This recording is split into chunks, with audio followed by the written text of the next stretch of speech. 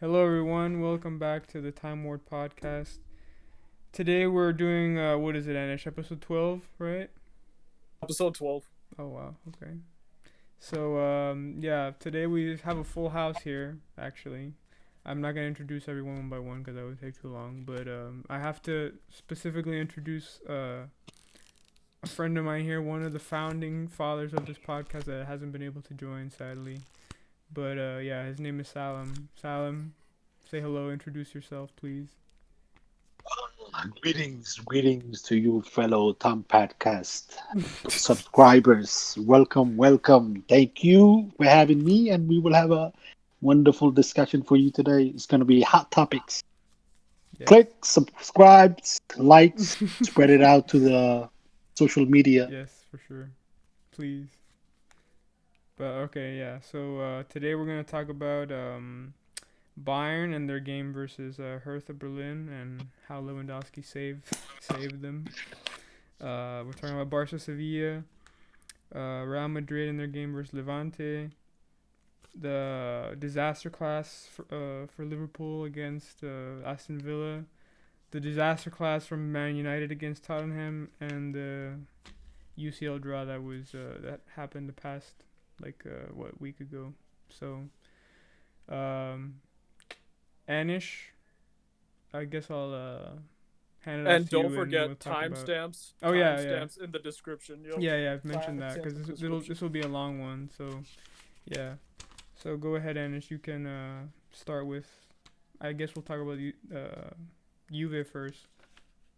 Oh, I forgot to Yeah, mention Juve. nobody Yeah, wants to listen to two idiots blabbing, dude. So exactly. you guys go to the description, find your team in there, and go directly to the point of the video you Yeah. want to watch. You don't have to listen to the whole thing. Please don't listen to the whole thing. Yeah. So I'll hand it off to you and we can talk about whichever one of those first. It doesn't matter. So yeah, Juvenal, do you want to just say a few words about Serie A and Juventus before we start? Yep. Okay, what's up, guys? How's everyone doing? I hope we have a great podcast tonight. We have a lot to discuss, but the biggest news of the day is Juventus's automatic 3-0 win because, as you all know, Napoli was unable to come to Turin to play the. I think it's the third match day of the Serie A. Basically, I'll just give you a quick brief of everything that's happened. So, earlier this week, like two Napoli players tested positive for the coronavirus, and so they Napoli claims that the health authorities in Naples uh, prevented them from coming to Turin to play the match. But uh, the Serie A rules state that. Um, you can still train, so the other players can still train if they've tested negative. Um, so you know, according to the Serie A rules, technically they could still play. Um, but they just chose to isolate. A lot of conflicting reports, but basically, um, Juventus obviously showed up. Because again, it's in protocols that they're allowed to play. So it was an interesting situation. So yeah, Juventus players showed up to the pitch. Napoli obviously wasn't there, and Juventus president Agnelli made a statement. I think around like what should have been halftime, saying that he was in contact with De Laurentiis, and they spoke on the phone. And basically, Agnelli just said that he's following protocols. There's no reason for him to postpone the match. And fun, interesting fact, I think it was a week ago or 2 weeks ago, there was a Genoa Napoli game, and a few of the Genoa players tested positive, and Napoli didn't decide to postpone the match. They said that Genoa should follow protocols. So if that's the case, then you know why should we make an exception to Napoli? I mean, Mm. I don't know, but Well, what do you didn't the guys think? Naples government step in? Didn't the Naples government prevent Napoli from traveling to their game in Turin? Because that's what I heard. Uh, nah, I don't think so. The reports that I've read say that no, they checked with the Serie A, and there Mm. was no dialogue or communication with the regional government. So I don't know. Yeah, Again, it's a lot of that's conflicting reports. But yeah, how about you guys? that's the same thing that I heard from like social media and news website. Basically, I tweeted it earlier today, and the same thing that I saw to the point where like it wasn't the local government denying Napoli to travel to Turin. It was Napoli's own Yeah, themselves stopping themselves from going. So I really, I mean, protocol. You should follow protocols, which is states that the team that doesn't come gets rewarded with the other teams because of 3 points. And yeah, I don't see no I mean, problem with it. all the Serie A teams agreed to this, and I guess De Laurentiis was just banking on Juve's goodwill. But like I said, they didn't do it for Genoa last week, so why should we do it for them? That's how. Mm. That's just my take on it. So when this be going to cast the Well, color? tomorrow there's gonna be a statement by the Serie A. We'll see what happens. So right now, so provisionally, I guess we get awarded 3-0. But again, like I said, tomorrow we're gonna find out officially what's gonna. But it's Mm. confusing stuff. I don't think I've seen something like this in a very long time. Interesting. Well, go Right, ahead, so Anish. Yeah. yeah, that was so does anybody agree, disagree with this model, and like would you be okay with it if it was implemented in your team's league? Anyone has the floor. No, I mean, I just want to add over here. Sorry. With regards to what Juve did with Napoli, I think so. I completely agree with what Agnelli is saying regarding the protocols. I mean, he's following the protocols, so it's not his job, ultimately to like look after the Napoli team. It's I think so. Italian FA should intervene and they should like look at the case. And to be honest, as per the clarity of this matter on this matter is it's clearly I cannot see you at the fault. So I think so. I mean they're right. I mean you know what from a non-sporting perspective or like sorry like as a sportsmanship perspective, you can criticize Juve for doing that, but as if Juvenal said that, I mean like even Napoli didn't have that kind of sportsmanship mentality or kind of attitude towards other teams. For example, Genoa. So I mean, that's absolutely perfect from US. I don't think so. US at fault. Yeah. Not to mention, I mean, we can look at this and say, from a sportsman perspective, yeah, would you want your team to do that? Would you want to do that? But imagine they don't take it and then they reschedule the game 4 or 5 weeks later and Juve lose 2-1 to Napoli. You know how that'd be terrible for Juve. So I can't blame them for not like being more sportsmen No, than they but were. like for example, if that's the case, right, and they step back and they change the rule or like, I mean, you can criticize for the Genoa situation, and to be honest, that would be like a more of a hypocrite move from the Italian FA if they does that. So I don't think so. Like they might change the rule or have a soft spot for Napoli, then that's not a right judgment to pass, I believe, from the Italian FA. what I think that See, they like should stick to the protocols. Yeah, go ahead. what yeah, see, wasn't there wasn't well, let me ask this. Like, wasn't there a rule that states that there has to be a certain amount of more people, more players getting positive It's 10 in from? the Serie A. So how many were tested positive in Two. Napoli? So just yeah, I think two. Yeah. so how can So they say they can't go and they try to use it as excuse? They say local region and the local region saying they not the ones denying it. It's it's a I look, I'm telling you, De Laurentiis is just trying to make Juventus look like the villain. Story of the Serie A. That's just my take on this. And Juventus are not the Serie A. They don't control the rules. They're just following the rules. If this was such an issue, why didn't Serie A come out and make a statement saying, "Okay, we're gonna postpone the match"? They didn't make any statement. So Juventus haven't done anything wrong. All this backlash from opposition fans. It is what it is. We followed the rules. We're okay. That's just my Well, take. yeah, and then also I think it's also on the league that as Muntaha said, they should have stepped in earlier. Because now after the fact, yeah, it's kind of hard not to award the win for Juve. You know, they were there and everything. I feel I like think the one the that's league should been have issued a statement before. Like the league should have been like, Napoli, if you don't show up, you're forfeiting, or Yep. Napoli show up or postpone the game. They should have come to a decision earlier. I think this is a failure on the league, not Juve. not only that. I think Napoli's more of a disingenuous. Like they, like Juvenal said, they're using as a way of trying to make it the villain of Juventus. And if you look at it more, they trying to like put all the pressure to Juve, so everybody could say, okay, look, Juve was the one who did it. But more, if we look at it, it's Napoli's fault. I mean, it's a debacle. It's like the failure for them, even though they know it's supposed to be 10 plus people that needs to be tested positive. Only 2 people tested positive. So the failure begins with Napoli. Napoli is the main cause of the problem because they clearly knew the rules and what it was agreed upon, and they didn't act upon it. So they were trying to play a mind. And I wouldn't say mind game, but more of a to put Juventus in a tough position. And I wouldn't call it a sportsmanship. It's not a sportsmanship.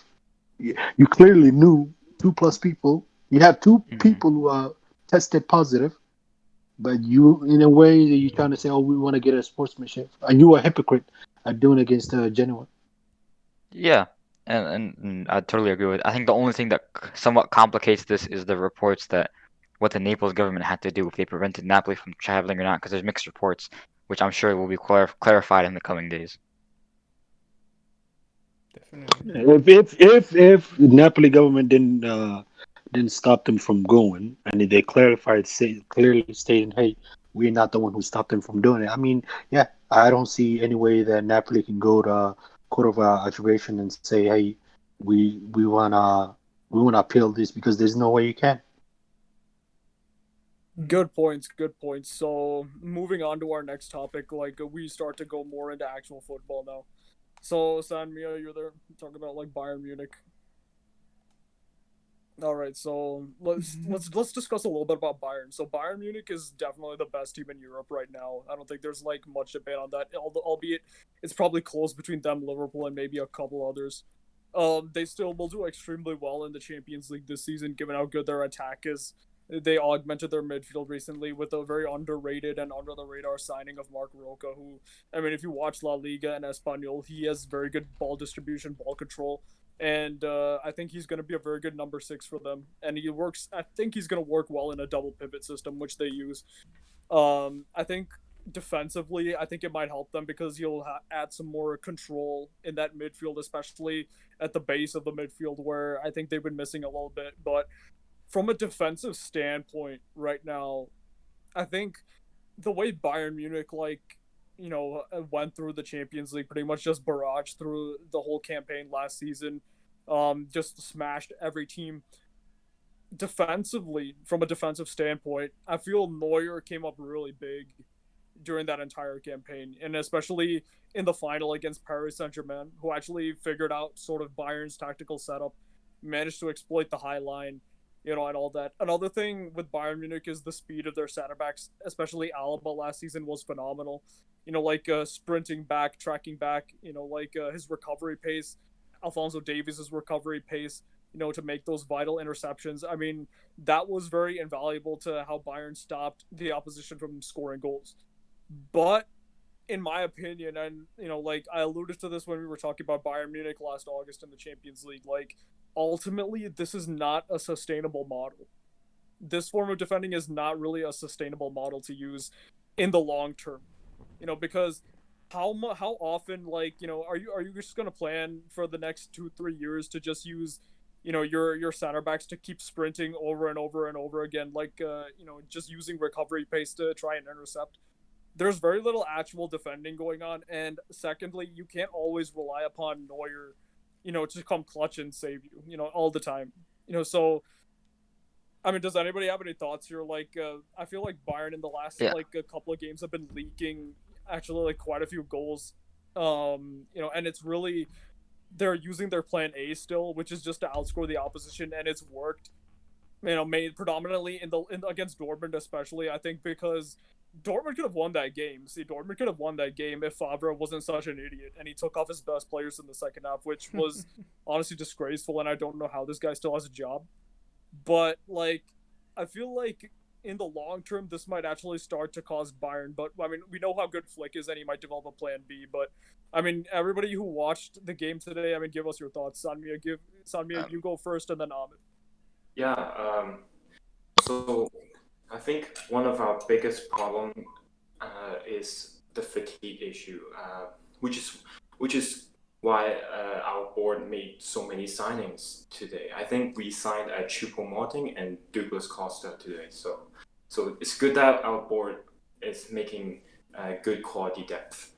So I think fatigue is part of the issue, and the other problem is well, I don't want to blame it all on Alaba, but one of the reason why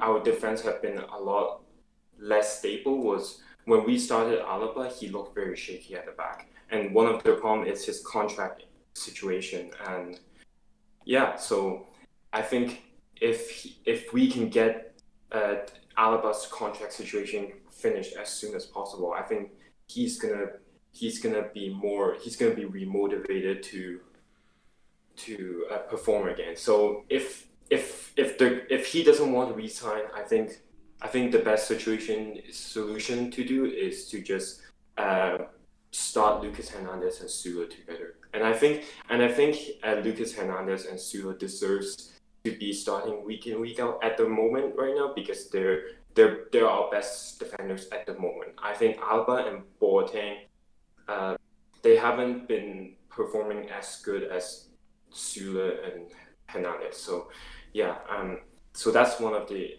So our defense has been a big major issue, and I hope Flick.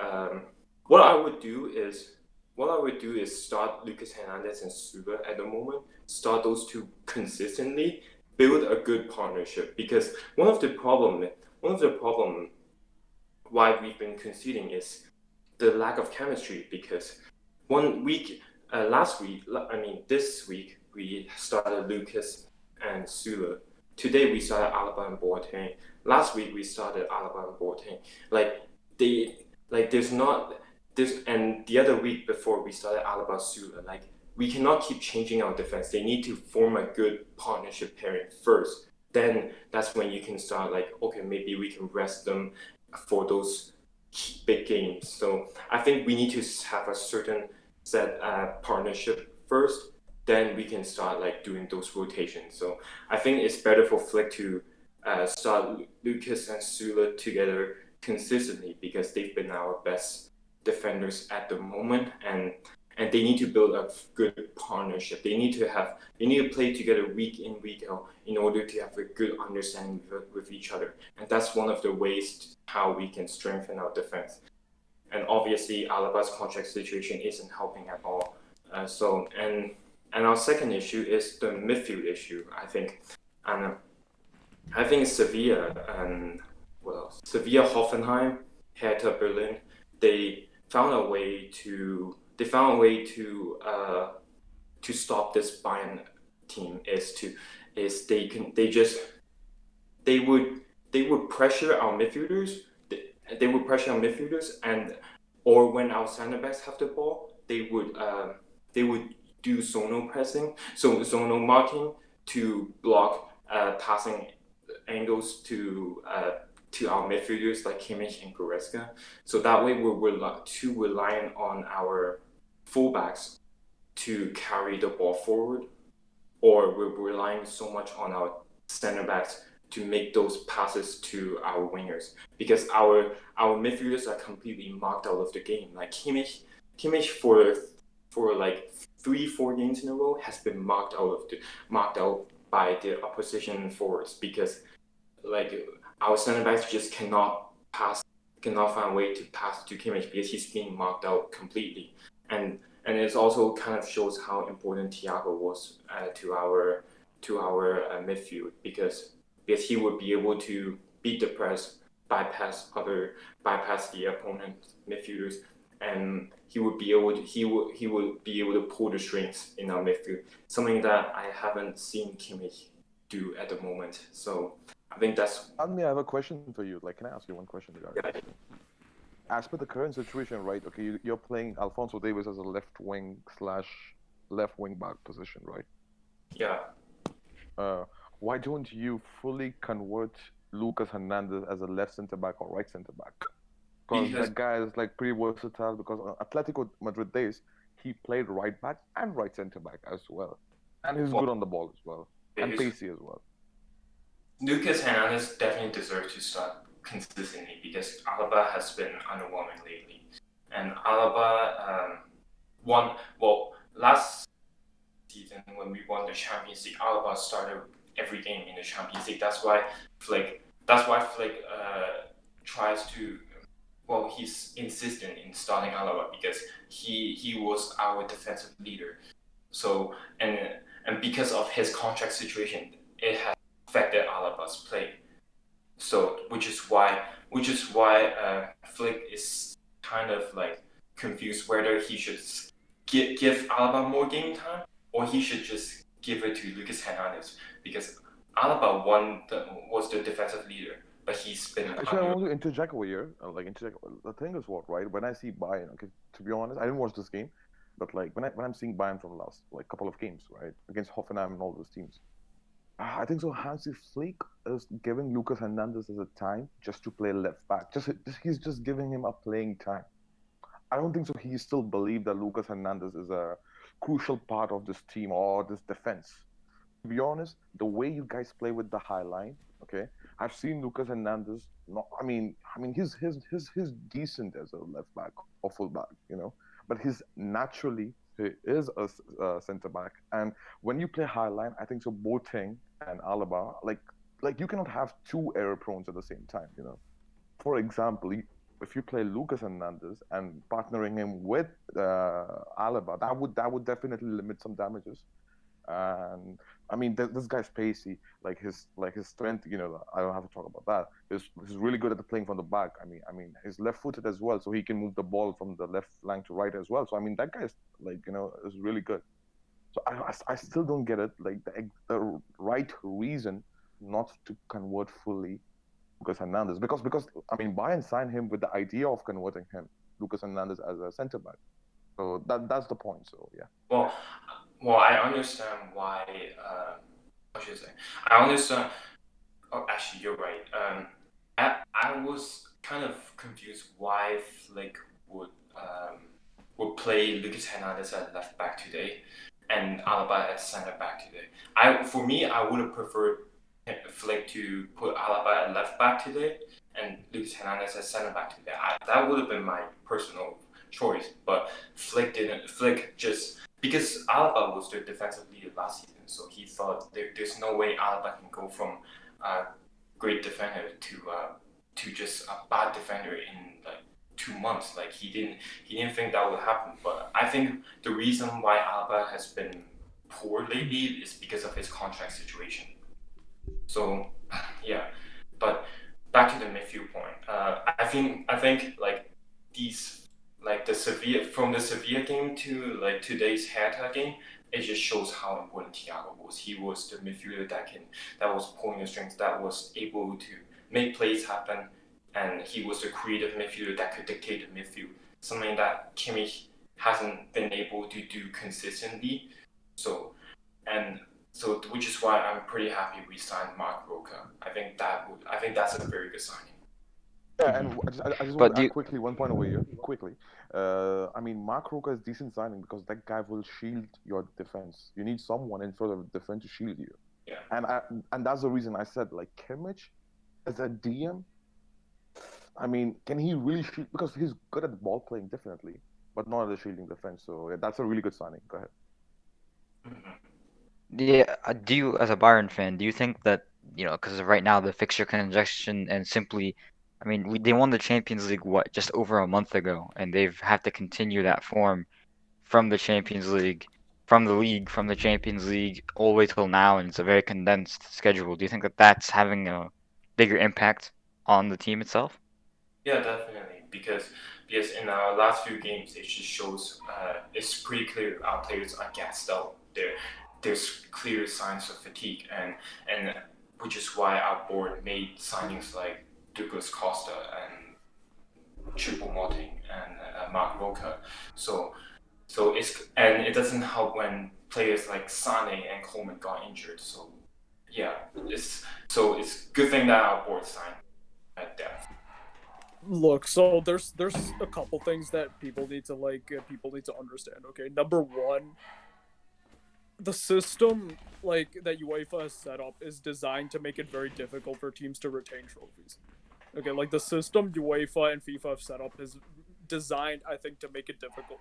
Because look, dude, okay, Super Cup, and then what really happens that kills teams' momentum a lot, and I've noticed this, oftentimes it's very draining Club. on, Ahmed, you can say it. The Club World Cup, obviously. Yes, the Club World Cup, dude. So these tournaments and the fixture congestions that come with them makes it very difficult for teams to go back to back.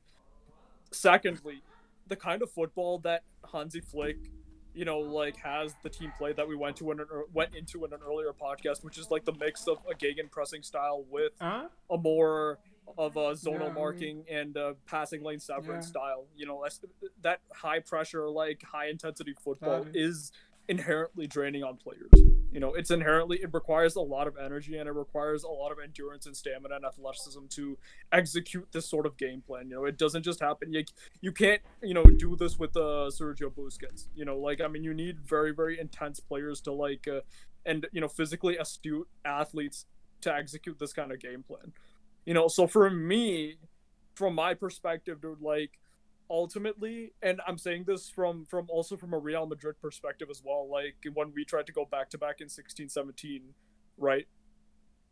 You have to at some point make sacrifices. You have to at some point make sacrifices. And what do I mean by that? Rotate in Bundesliga, because I'm seeing signs here that shows me that I'm seeing signs here that shows me players are being gassed out, and which you definitely went into that quite a bit, so I don't need to repeat, but what Flick is doing, playing players in different positions, experimenting, with different sorts of things, it's really good actually. Even if Bayern don't look that convincing in the league, save your A game for the Champions League and make history by attempting to go back to back. That's my advice to Bayern Munich, because think about it, right? In 16-17, Real Madrid, yes, we won the league. Yes, it was difficult, but Zidane took some very, very risks, to be honest, and he played a very smart game plan in the league, which is he often used the B team and sometimes even a B/C team in many of those games, especially against weaker opposition. And by doing that, he kept more of the important players fit for the crucial stages, in particular Ronaldo and Modric, right?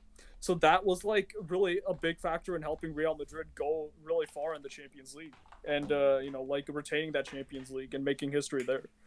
So for Bayern, even if you guys for me as a neutral, I mean, I don't know if I can speak for Bayern fans when I say this, dude, but it has to be said, do you guys really want to, is it really such a bad thing if you don't win the league this season? If it means making another Champions League final. I'm just saying, because see, the signings that Hansi Flick has made, and I'm gonna talk about Douglas Costa and Choupo-Moting, because those are very crucial. Mark Roca is also very crucial. But the signings Hansi Flick has made, they're not really, focused upon developing a plan B, a defensive plan that Bayern have to use. He's tripled down on Bayern's plan A that got them the Champions League last season, which is midfield control and demolish through offense. That's these signings are a statement of intent for me. And regarding Douglas Costa, people need to give this guy more respect, dude, because peak Costa was better than peak Sane. I've seen the peak of both of these players very closely. Watch Douglas Costa in 15-16. Douglas Costa's 15-16 under Guardiola is superior to Leroy Sané's 17-18 at Man City under the same manager. What Douglas Costa was doing, his explosiveness, his dribbling ability, his ability 1v1, he racked up 14 to 17 assists in the league. Lewandowski loves him. He's more unpredictable. He's a better dribbler. Crossing, I don't know. Shooting, I don't know. But he adds a different sort of dimension to Bayern Munich's attack. On paper, he is the best dribbling winger Bayern have. And for Lewandowski, you know, like I would if I was like play Douglas Costa as a traditional winger on the left hand side, because I feel like, you know, like Sane, he's not that good at cutting inside from the right. If you play him as a traditional winger on the left the way he did under Pep, at least initially, you'll get the best out of him, and you'll also get the best out of Lewandowski. You know, I feel like Douglas Costa can usurp Sane on that left hand side because he is that good if he gets back to his best. I mean, if you haven't watched Costa's 15-16, you know, go to like any website that has all the matches and go back and watch those Bundesliga matches, because from September through October and perhaps even into November of 2015, he was Bayern's best player. I would rank him as Bayern's best player because of what he did. Everybody remembers the dribble he did on Bayern in the Champions League group stage at Arsenal. You know, some people might remember that at least. I mean, at least I remember. But this guy's one of my favorite players, and I think this is a severely underrated and under the radar signing. I mean, I didn't know, honestly, like until you just told me, Sanmia. So I mean, like, thanks for breaking me the news. But yeah, this is gonna be huge, and Choupo-Moting is gonna be huge for Lewandowski. If you play Choupo-Moting in the league, he might not give you goals, and ultimately it might cost Bayern League games, but it will pay very good dividends in the Champions League because Lewandowski will be fit. Look at how, you know, like Zidane used Morata in the 16-17 La Liga to keep Benzema and Ronaldo fit for the Champions League. So it will help you guys a lot if you do the sort of experimenting and rotating in the league. So from my standpoint, Bayern, do whatever you want in the league. It really doesn't matter. Honestly, it really doesn't matter. But play your strongest 11 in the Champions League. And I'm about to give you the guys the floor. But from what I'm seeing of Bayern Munich and what I saw from them, especially in the latter stages of the Champions League, I feel, okay, Neuer in goal, but I feel this is their strongest, 11. Davies left back. Sula and Lucas Hernandez center back partnership. Kimmich, go back to your position at right back. Double pivot Mark Roca and Goretzka, number 10 Muller. Wingers, I'm gonna go out on a limb and say if Douglas Costa gets back to his best, play Costa and Gnabry out wide. I would love to see how those two play together because I love these two.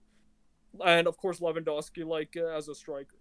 So yeah, you guys take the floor. So Sanmia, Muta, Ahmed, what do you think of that 11? And the reason I didn't put Alba in there is because playing two left-footed center backs at the same time might not always work out. So I think in between Alaba and Lucas, I think Lucas is probably the better option right now. So I mean, give us your thoughts and what do you think about the rotation policy in Bayern's best 11? Yeah, so like I just want to say one thing, but regards to before coming to the main topic of regards Bayern, if you wanted to, I mean, you replaced Perisic with Douglas Costa. I don't understand the brainer in that. If, in the first place, why you allowed Perisic to leave? I mean, okay, Douglas Costa was good. I mean, that's all past. Right now, we're talking about the recent thing, and with regards to the injury situation of Douglas Costa and Juve, we know that he's injury prone a lot. He's like that fragile, when it comes to high pressure games and when tackles are flying around and everything. So I mean, he gets usually injured. So I mean, Perisic was the really stable option for you guys, and you guys have Coman as well. So I think that was perfect. Okay, you allowed Coutinho to go. I think that would hamper, I'd say, but that would be the better choice as well in the league. Where I understand the wages situation, so I don't understand why you allowed Perisic to go. I think that's a bad move from Bayern. Yeah. So with regards to the first 11, I agree with you completely, Anish. But for me, my first 11 of Bayern would be different for the season, right? Because you cannot win every time by the same lineup, by the same plan A. I think so. Hansi Flick has to change his plan, and which is, I believe, go for 4-3-3. 4-4-3-3. I mean, and your back four should be Davis, which is not even an argument. Then left centre back Alaba, I'll go with it. Right centre back, I'll go with Lucas Hernandez. Right back, I'll go with know what? Yeah, right back. I'll go with Kimmich. Yeah, and sorry, Pavard. Okay, I'll go with midfield trio of Kimmich. Then you have signed Mark Roca and Goretzka. I think so. You need that midfield stability as well. It's not like throwing numbers forward. And then front three is like Lewandowski, Gnabry, and Sane, most probably. Because if he's fit, then fully fit and sharp, match fit, so he might start over Douglas Costa and all these guys. So yeah, so I think so that will be the front three, and that should be the plan. And they should play more technical football than heavy metal football, which is like a club term or German football term where they throw man's power. I think so. I think that's not how they should play. And I completely agree with Anish. Heavily rotate heavily, because I've seen Bayern to come back in the league after December as well. So in the second half of the season, they usually come back. So I believe that they should do that. Yeah, that's it. Okay, and Sanmia. Yeah, Oh, okay, yeah. the lineup. Yes, my- yeah, go ahead. So Neuer, Davies, Lucas Hernandez, Süle, Pavard, and then double pivot of Kimmich, Goretzka. Yeah. Okay, I have to admit, I haven't watched Mark Roca yet, so I have to. I can only make an assessment on Roca when I watch highlights or watch an actual game of him. So Kimmich, Goretzka at the moment, and then Müller as a cam, and then right mid, Gnabry, left mid, Sane, and depends on how Douglas Costa performs when he comes, and then Lewandowski up front. And one thing Hansi Flick needs to improve is our build-up play. We like to build up from the back, and our build-up from the back has been very, very slow. I haven't before Kimmich or Goretzka, no, Kimmich or Thiago used to like drop in a three-man center back, or let's say Kimmich drops back to a three-man center back, and then Thiago will be up front. We don't do that anymore. We would have two center backs and two midfielders up front, and we just do a lot of back pass, and it makes it easy for it makes it easier for opponents to mark our midfielders out of the game. So I think Hansi Flick needs to improve on our build-up from the back, because too many back passes, too many sideway passes, and it just plays to the opponent's favor. And it doesn't help when Thiago left our team. So yeah.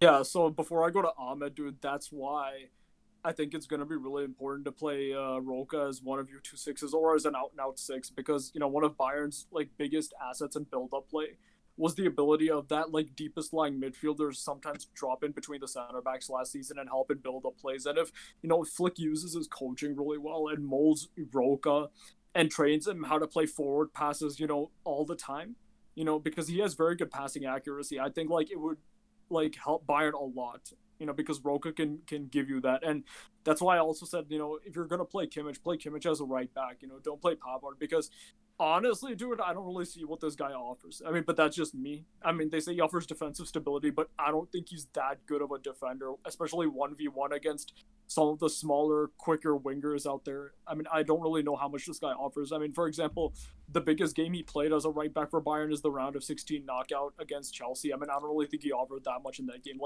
If you play, for example, Kimmich there as a right back, and then you played Goretzka and Thiago as a double pivot, I mean, I don't really know, how... I mean, I don't think that would have changed the game at all, to be honest. So that's why I said play Kimmich as a right back. But, yeah, anyways, Ahmed, give your thoughts. Well, I mean, the lineup, I agree with, the lineup's thrown out and everything, but I'm thinking, I trust Hansi Flick. I feel like he's the type of coach that will adapt, and he's not like I feel like he's not like as Pep, not stuck in his ideas and whatever. But I think that Bayern Munich might be going through a tough patch right now, but I feel like, I don't know, I feel like this team can really bring it together, because we all saw how good they were last season. That doesn't just go away overnight or over like a season. That quality doesn't just go away, and I feel like after we get past the first few weeks of the season, we're gonna see the real Bayern Munich that we saw last season. Yep, you're right. And there's a precedent for that, because I remember in 15-16 in La Liga, Barcelona had a pretty rocky start. They lost 4-1 away to I believe it was, I don't remember if it was Levante or Celta Vigo. So I think it was Celta Vigo, because they usually struggle there. They lost 4-1 there, but Like after the first few weeks, like by late October, like I think even despite Messi's injury, they really came back strong and were the best team in the world for like quite a bit in there until probably late in spring when Madrid caught up to them. So yeah, there's definitely like a precedent for that, and you made a very good point there. And before we switch to the next topic, I'll say this. I feel like Flick, sometimes, having a plan B, like the way Heinkes had a plan A, plan B, plan C, it helps. But for the most part, especially given the fact that the opposition in Europe isn't that great right now, from what I'm seeing looking around, Bayern predominantly should stick with their plan A. Stick with their plan A, because I'm noticing like a trend over the years in the Champions League. The Champions League rewards teams that attack a lot, especially when it comes to away games, because we know how important those away goals are. So think about Ajax, like they weren't that good at home, but they got far because of how many away goals they scored, like in the round of 16 and the quarterfinals back in 2019. So the Champions League and these knockout competitions over two legs, like they reward teams that attack. So like Bayern should, in my opinion, stick to that, like stick to overall their plan A, but a plan B against the likes of a Liverpool or a PSG probably would come in handy. So like let's move on to our next topic now, which is La Liga. And I think, I said a couple things about Barcelona, like going into this. I said number one, and this like comes back to a larger point I made about the league and the Champions League, which like before I open up the floor, I'm gonna make. But regarding Barcelona, they made a very strong start to the La Liga season, winning their opening game 4-0, and then they won 3-0, of course, a couple days ago, away to Celta with just 10 men. But we all knew the real test was going to be Sevilla today, because Sevilla, like, look at what Sevilla did even to Bayern Munich. They did more against Bayern Munich than what PSG and Barcelona themselves did. And they put up a very respectable showing and lost in a pretty respectable way. I think Sevilla, we'll talk about them for the Champions League, but they're a pretty good team and they showed it today. They could have won.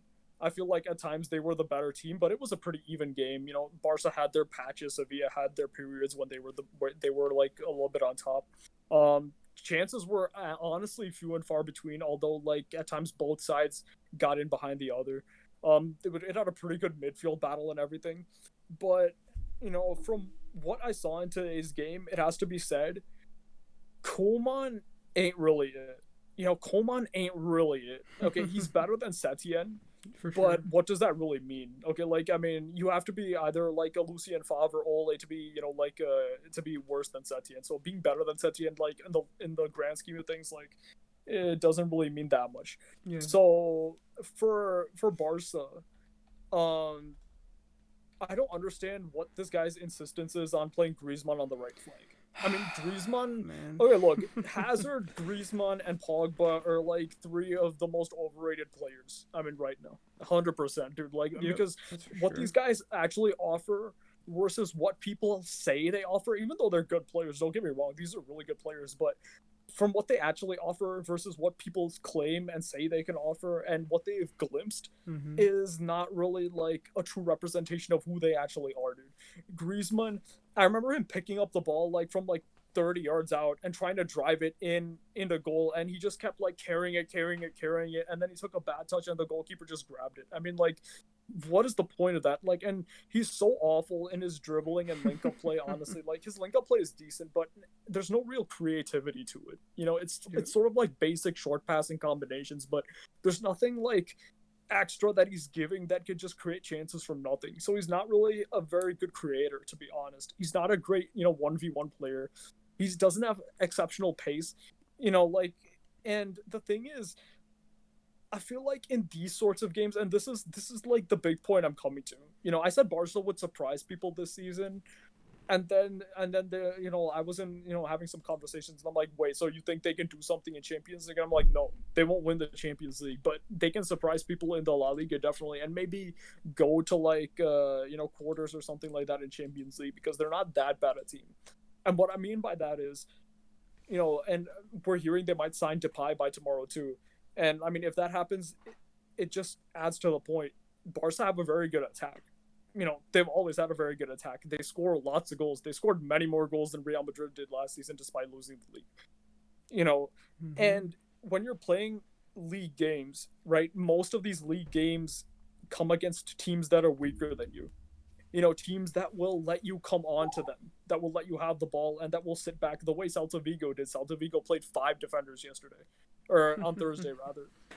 And they just let Barca come on to them, even when they were a man up. And then Barca's attack in those instances will really just, win the game, score 2 or 3 goals and just kill off, like, the opposition or whatever. But it's in these sorts of games, these like high caliber games, like against Sevilla, against a Real Madrid, where head to head you can see like the weaknesses of Barcelona, and in a way they kind of got exposed today in the fact that you saw their midfield isn't really it, their defense still isn't really it. Okay, like I know Serginho Dest or whatever, and this is another like a nonsense on Koeman, dude, because this is why I can tell Koeman isn't really like an elite tactician, because at one point Alba got injured, okay, and he took off Alba and he played Dest as an inverted left back. A smarter tactician wouldn't do that. A smarter tactician wouldn't do that. A smarter tactician would actually play Dest in his natural position as a right back, and in fact move Sergio Roberto to being an inverted left back. Because Sergio Roberto is naturally a midfielder, right? And being a midfielder, I feel he would have a greater understanding of playing as an inverted fullback. Think of Philip Lahm. The reason Philip Lahm was so good at playing midfield was because he was an inverted fullback. And when you're an inverted fullback, you naturally tuck in more to augment and support your midfielders. Look how Pep uses his inverted fullbacks at City.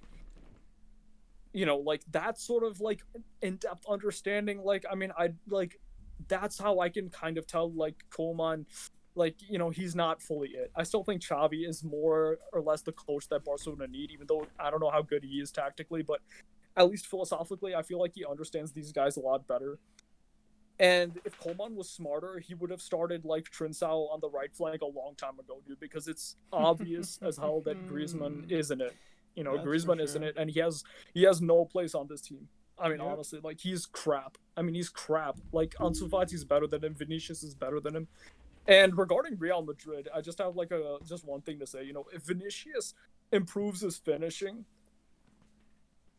he'd be a top 3 winger in La Liga. That's all I gotta say. I don't want, and Hazard doesn't deserve to start over him, regardless, because of the explosiveness and pace that Vinicius offers. Hazard never had that, at least at Madrid. So, if he improves his finishing, he should start. Absolutely. And he'd be a top winger in the La Liga, for sure. So, go ahead, guys. The floor is open. Muntal, we can start with you. What are your thoughts on Barca? Or we're just going to say something, but whatever. Oh, sorry. Go ahead. No problem. Go ahead. Go ahead, Amin. I think that, Barcelona they started strong, obviously there's no doubt about that. And sure, you can look at Sevilla as points dropped at home, and a team like Barca doesn't drop points at home. That's their thing. The Camp Nou is the fortress of Spain and all that. But, Sevilla played really well. Sevilla are a very improving team. We saw them against Bayern Munich. We saw them in the Europa League last season. So I don't think it's as inflated as possible as it seems. It's not as bad as it seems to draw to Sevilla at home. And then in terms of from Barcelona's perspective, it's similar to Bayern Munich. It could just be a purple patch. We saw Atletico Madrid start the season beating a high-flying Granada 6-1. That was Granada at their best for the Atletico game. And then we saw, what did we see Barca do exactly? They beat an underwhelming Villarreal side. I'm not sure if they even got a win yet this season. I think they just got their first win. They beat Celta Vigo away from home. And sure, that's impressive, but Celta Vigo haven't been that well since the end of last season. They survived relegation on the final day because Leganés couldn't beat Madrid. So they're not even that good of a team. And you saw them in their first real test at home to Sevilla. And sure, they played well at times. They impressed at times. But for extended periods of time, Sevilla had control, which is why I don't see, just like you, Vas, I don't see this team doing anything in the Champions League besides quarterfinals maximum. And then in terms of La Liga, I think it's going to be all about Madrid. If Madrid decide to show up, Barca has no chance. But if we keep playing the way we are and the way things are going, then you can argue about there being a chance. And then for Griezmann, I think that he needs to be played as a striker more often. And he's still flopping. There's no getting around that. But I would like to see him played more as a striker. Him with Messi behind, and then Ansu Fati in the lineup as well. I want to see him integrated more too. I think he's becoming a starter at this point. So I hope we see more of Ansu Fati.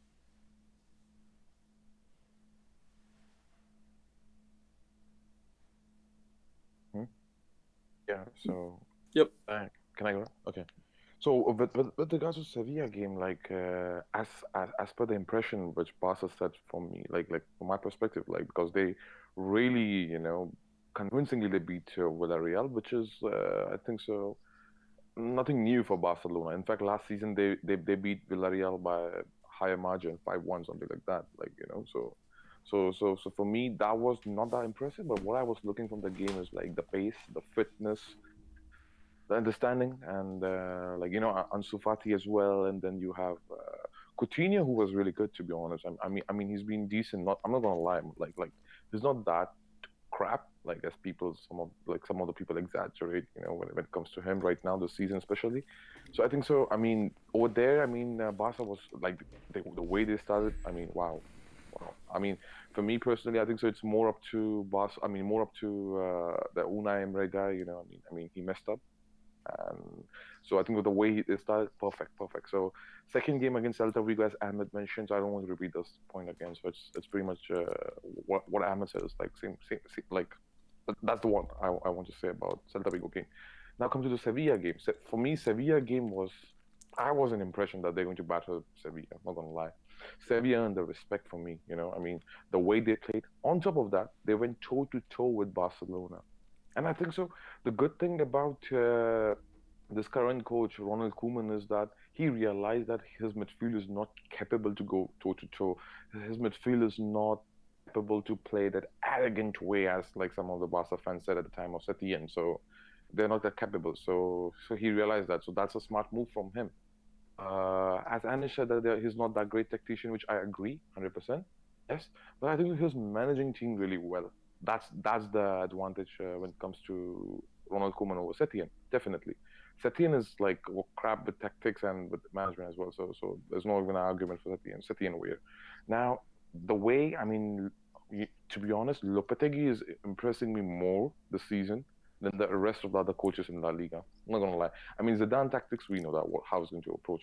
Koeman, we predicted somehow. I mean, okay, he started really well, but when I see the inferior teams, inferior players Sevilla have, and like, what they did last season and the season as well, especially second half of the season, that's impressive. So for me, overall, when I see this game, I think so. Barca is like just not yet stable.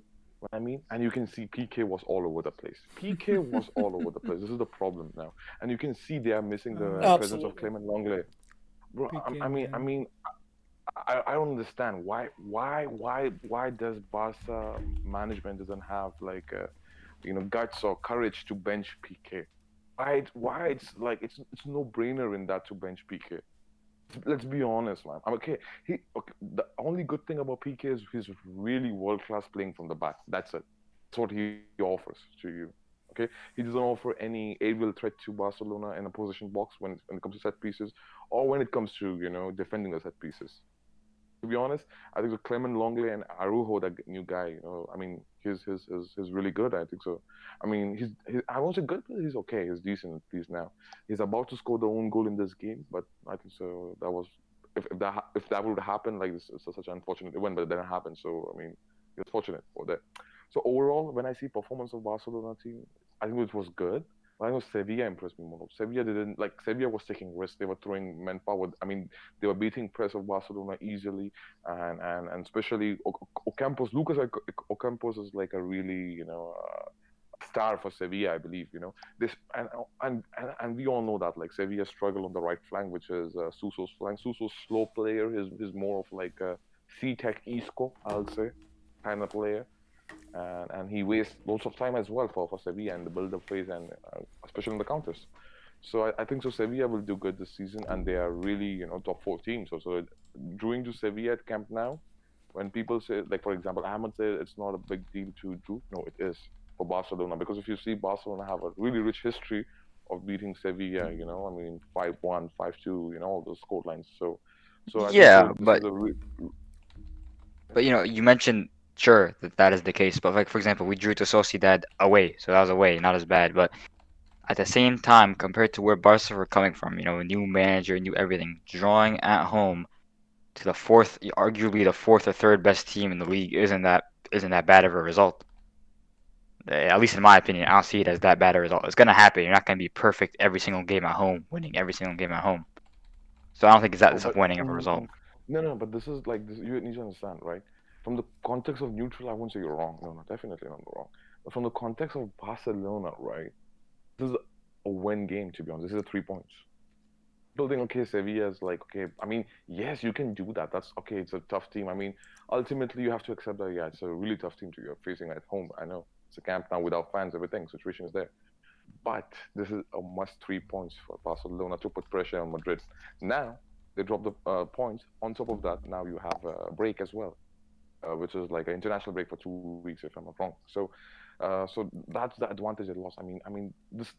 It's like a cat and mouse game, you know. So Mm. when it comes to like between Real Madrid Barcelona from last season, it's like cat and mouse. You know, if you drop points, you have to collect it. Otherwise, it will demoralize you for the next round, for the next game. So ultimately, I believe Sevilla was really great side, a good side, and I think so they can show up in UCL as well. And with regarding to the new signing which they made, what's his name, the Dutch player, Depay, Memphis Depay. They I think might. so. They signed, right? So They they about might. to. They might. It's likely. So yeah, like let's assume they do. So yeah, go ahead. Okay, yeah. So if we go by that, then I think so. It will kill Griezmann's playing time. It will 100%. definitely kill Griezmann playing because if you have now Depay, who's a kind of goal scorer who made nice runs, who's better footballer right now than Griezmann easily, so I think so that will cause chaos. I mean, for Griezmann. I mean, because look, this could be the last season for Griezmann. Because look, Coutinho is showing up. You have Ansu Fati showing up. Messi is Messi. Then you have new signing and Griezmann. You're not doing well. So I mean, pretty much because when you're bringing Trent Kyle, the youngster, on the pitch, and he looks more impressive than you, it says everything. It says Yep. everything. The current state and mind of Griezmann. Okay, you're playing out of position. Yes, I mean, some of the French journalists, right? I mean, they criticize. Oh, he's playing out of positions. Sorry, you're playing out of position, but Griezmann, I mean, you need to at least contribute something. Contribute something. Like you're pretty much hiding in the game. Where I can see Griezmann is doing this defensive job, tracking back and while going with his marker, which is pullback. I mean, that's not you. I mean, what we want is like to go with the combination, find Messi. Find what is his name? Fati with your strong foot, because again you saw the diagonal ball Messi gave to Alba and then Coutinho scored. Because that's, I mean, come on, I mean, Griezmann, we need to see you to get more involved in the play, drop deep, try to create, like a numerical advantage in midfield because you know that you're playing with Busquets. There's two deep lying midfield of De Jong and Busquets. For me, personally, I think Busquets showed a good game. When I mean good game defensively, he did more than Frankie De Jong, especially in Yep. defensive duties. But what I want from Barca is that you need another DM. You cannot rely on Busquets. I'm sorry. I mean, the season is really long. I mean, there are 55 games you have to play now, including Champions Leagues and Copa del Rey and everything. So, I mean, can Busquets have that much legs to survive 55 games? No, I don't Coming think up. so. So, and they don't have a replacement for Busquets. Who will be the replacement, for example? Because they sold Arturo Vidal. So who left now on the bench? Maybe Pjanic, maybe. And okay, but Pjanic again, he's not because he's not like, for example, for me, Pjanic is like a man-to-man substitution for Frankie De Jong kind of player. Kind of, yeah. He's not I mean, DM who's going to go for the slight tackle, who do dirty work, for example, if Exactly. game is not going in their favor. So I mean, Busquets is the only one right now from the midfield, which is sad to see, to be honest, from a football club like Barcelona. Aside from that, the attack is really, really, really good. So I mean, I don't have to even touch that. Inter back, please bench PK. And Yeah, that's yeah. Todibo. I'll just say that. Leave it there. Todibo, nah. He's good, I mean, man. Clement Longley and Araujo. Araujo, yeah, Araujo's looking Araujo, good. yeah, But Araujo, Todibo's yeah. pretty good too. Like, If you've watched him. But... no, because to be honest, when I saw like some of the games, like he's not yet ready for Barcelona's level. I believe. You could play him against Huesca or something like that to get him into the group. Or, Oh, of course, you can give him minutes. You can give him minutes. Definitely get They're minutes. probably gonna sell For, him for anyway. example, there's no starter. Yeah. Or it looks like actually they're gonna sell him. They don't know who to yet, but yeah. So and Alright. the American Cafu played today. I mean, hide much anymore. Don't kill me, bro. Don't kill me, bro. The American Oh, Cafu. Yeah, man. Like you said, he should not have played as a freaking left back, but they've been doing that a lot lately with our. Like, Yeah, but to be- even when to be Semedo, honest, was here though, it was the same. He was a right back, and instead of moving Roberto to the left side, he would put Semedo there. no, you know what? I think it was a good decision by selling Semedo. Problem No, with it was a good Semedo is that decision. It was a good decision. the, Yeah. the problem with Semedo is like he shows up in 2 games and 10 games he's like Yeah. bang average. Mhm. Absolutely. Yeah. At least Roberto gives you 5 games and 5 games bang average. Yeah. Just which one you'll go for? Definitely Tomato was Roberto. not consistent, man. Mhm. Yeah. Thank I God hope we that's got a good decision. we got like 40 million out of him. Thank God. Jeez. To be honest, next season, I mean, for me, if Barca wants to give a statement, sign a world-class defender for 80, 90 mils. I don't know which one. That'd be a statement. If we Like can- the likes of Maguire or something. They could get Delict because I think after three. Yes, yes. 2 seasons, it's possible for them to sign after 3 or 2. Wow. De Jong will call him. So Tell him you to know, come home. if Barca can splash the cash, but I don't know. Is Barca's what is Barca's project? I don't like. What are they trying to do That's a after very Messi? good question. It'll be in Xavi's hands. Depends upon the new president. It'll be in Yeah. Xavi's No, hands. Wait, so No, I don't when know are which these one is elections happening? Are they happening Next year, this year? next year. March. Yeah.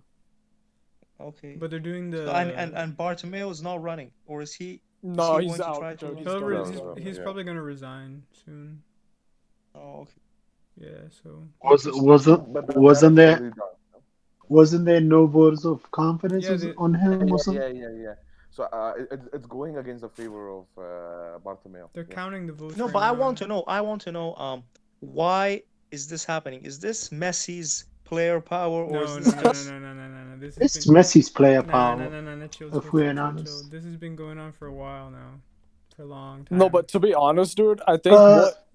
But the Yeah, new go ahead, reports coming, the new reports coming out, they're saying Messi will sign a 2-year contract again. So yeah, it's a power play. No, but that's the Let's be honest. manifesto for the Victor Font, by the way. So that's the manifesto of the new candidate for the presidential election. So Which I I mean- think I he'll mean- win I mean- eventually. if he does It's- that, then that would be really good for his tenure of being the president. It's all about Messi gaining the power, getting Oh, Bartomeu my out, and it's a win-win. Messi winning, but Messi losing. It's like a win-loss. So Why is it a loss? win on a loss. Okay, let me just. In a loss where this man said he wants to leave specifically, and he used excuses of they held me as a hostage. So I'll say that. I'll say that Messi's winning the ego battle, yeah, but he's not gaining anything from that. yeah. Aside from he's getting satisfied with ego. I mean, some people will say, okay, I'm being too harsh, but that's true as well. I mean, he's such a great player, such a legendary, one of the greatest. So of course he will have some ego, definitely. So he's winning that ego battle. Yeah. Yep, and actually, in a way, Bartomeu kind of actually like stripped Messi of the power, dude. Because look, he sold all of his friends. I mean, Neymar left a while ago, but Suarez and Vidal, who were also very close with Messi, left. So like, Messi has the limited power of the dressing room right now, as far as backing from the rest of the players. But we have to understand though, Barcelona, man, this man is gonna stay for the next 2 years, and he's gonna reach the age of.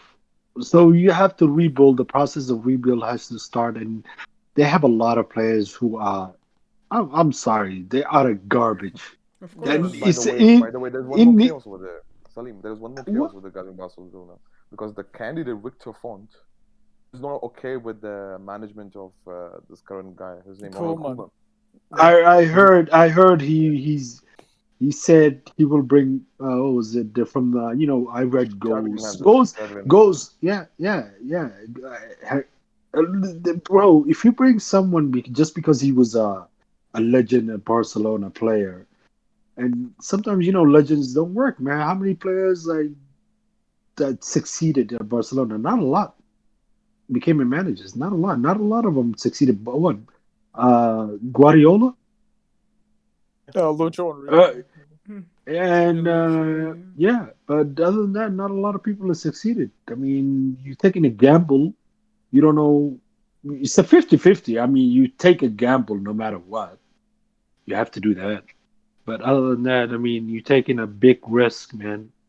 What, you gonna fire Koeman just while it may look like he's gonna improve Barcelona as the No, way but it like is it's right now? easy to Yes. fire Coman. No, but it's easy to fire Coman if he goes trophyless or if he didn't win La Yeah, Liga or Champions League. Yeah, but You it's know, gonna be hard to fire Koeman now if he improves that Barcelona team. Let's say yeah, they, which is let's why I say, think they'll wait let's till the end of the season. let's say they reach. Look, you know how like they get embarrassed at the Champions League, or they, let's say they reach the semifinal and they lose to Liverpool or Bayern Munich. That's the two tough teams. The expectation is like 45, 50% chance you're not going to beat them. 60 to 50% you're not going to beat Liverpool or Bayern because heavily favored in Champions League. You're not, but are you going to fire him? And let's say he wins La Liga because they're strong now, and you're going to fire him. Just bring in. Then that means you have no identity. You're only doing it because Messi probably doesn't like Coleman, or you only brought in Coleman to get you out of these hellhole you created for yourself. So it's if I'm Coleman, I will watch my back, like my six, no, but because I. like to be honest, if I'm Coman, right, like in first place, I'm not joining right now Barcelona because it's hot potato. Cannot because like I'm dealing with the team. I'm taking this team to Euros, which I know I'm difficult to win or Euros 21. Still, I'm buying my time for myself. But the problem again for them is that what if like if I wait and like if they never call me again. So I mean, Koeman's situation was like icy at times. So I think so. Me as a from my perspective, I don't think so. He I mean, he took a right step. Ultimately he fulfilled his wish, to manage Barcelona. Yeah, yeah. he's legend as well, for them. Yeah, so we have to watch out. Like, were they gonna sack him in the middle of the? Let's say he reaches that, man. He takes him to a new height. We have to understand that Barcelona don't care about that. They sack like managers. Like, even if you win a trophy, they'll sack you. And we So saw in the case of Mr. John and Yeah. Mr. Valverde. Yeah, well, I Mr. mean, let's remember it wasn't bottling the leads that ended up getting him sacked. It was losing in the Super Cup. Yeah, Yeah. to Atletico of all teams. So it's And all in and actually, now, perspective for you have to Barcelona. understand. You have to understand though. Even though Valverde has like questionable Champions League, he bottled the Champions League, all that. You could say that. But in terms of winning, he won back-to-back league. Went to yeah, Copa del Rey. He won trophies. He didn't go trophyless. He won something for unlike them. unlike a certain coach that left last year. Yeah, I mean, like what? Oh my! I don't know what Barcelona board. Like, you could be like karma is a bitch. They say so. Probably a karma, like a bad karma, is happening to Barcelona. We might like this might just be a purple patch, like, and a lot of the La Liga teams figure out and they get better, and just this is just the season, like 3 games, what, 4 games now. Yep. I mean, some teams, like, they take slow to wake up, like you take your time, try to figure out yourself, tactics and all that stuff. So who knows? Like, I will wait for El Clasico, see what happens, and I will make yep. my decision about Barcelona. Other than that, I don't trust them, no matter what they do or no matter how they fashion themselves right now. And that's That's going to my be a pretty difficult Clasico to call unless, unless Vinicius, like, and Benzema really hit hot form and score lots of goals, then I'd be pretty confident, to be honest. But yeah, right as of right now, so it's going to be a difficult Clasico it to will call. be it will be a good game, but I wouldn't call it. Or one other team will. It'll be difficult. It'll be a good game, but I still don't trust. It's Camp now, right? Yeah. Yeah. Oh yeah, By the it's way, gonna be a on different. Camp now, like Zidane have a record of never got beaten. So I mean, I mean, stars are aligning for us, to be honest. But like, we cannot take Barcelona lightly, 100%, not lightly. Yeah, but at least there's no fans.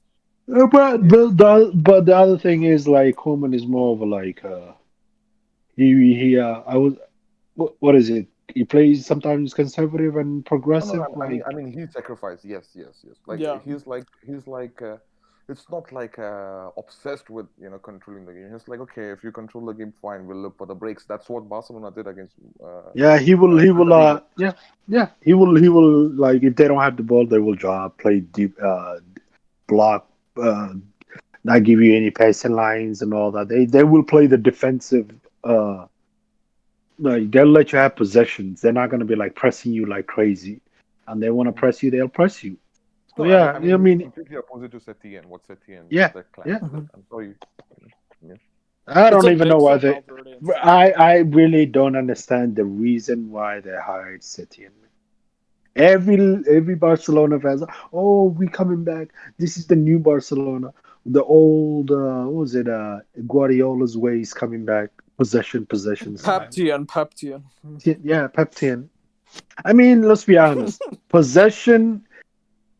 Everybody, whoever's listening, possession-based football is going to go away. Is It's over. dead, bro.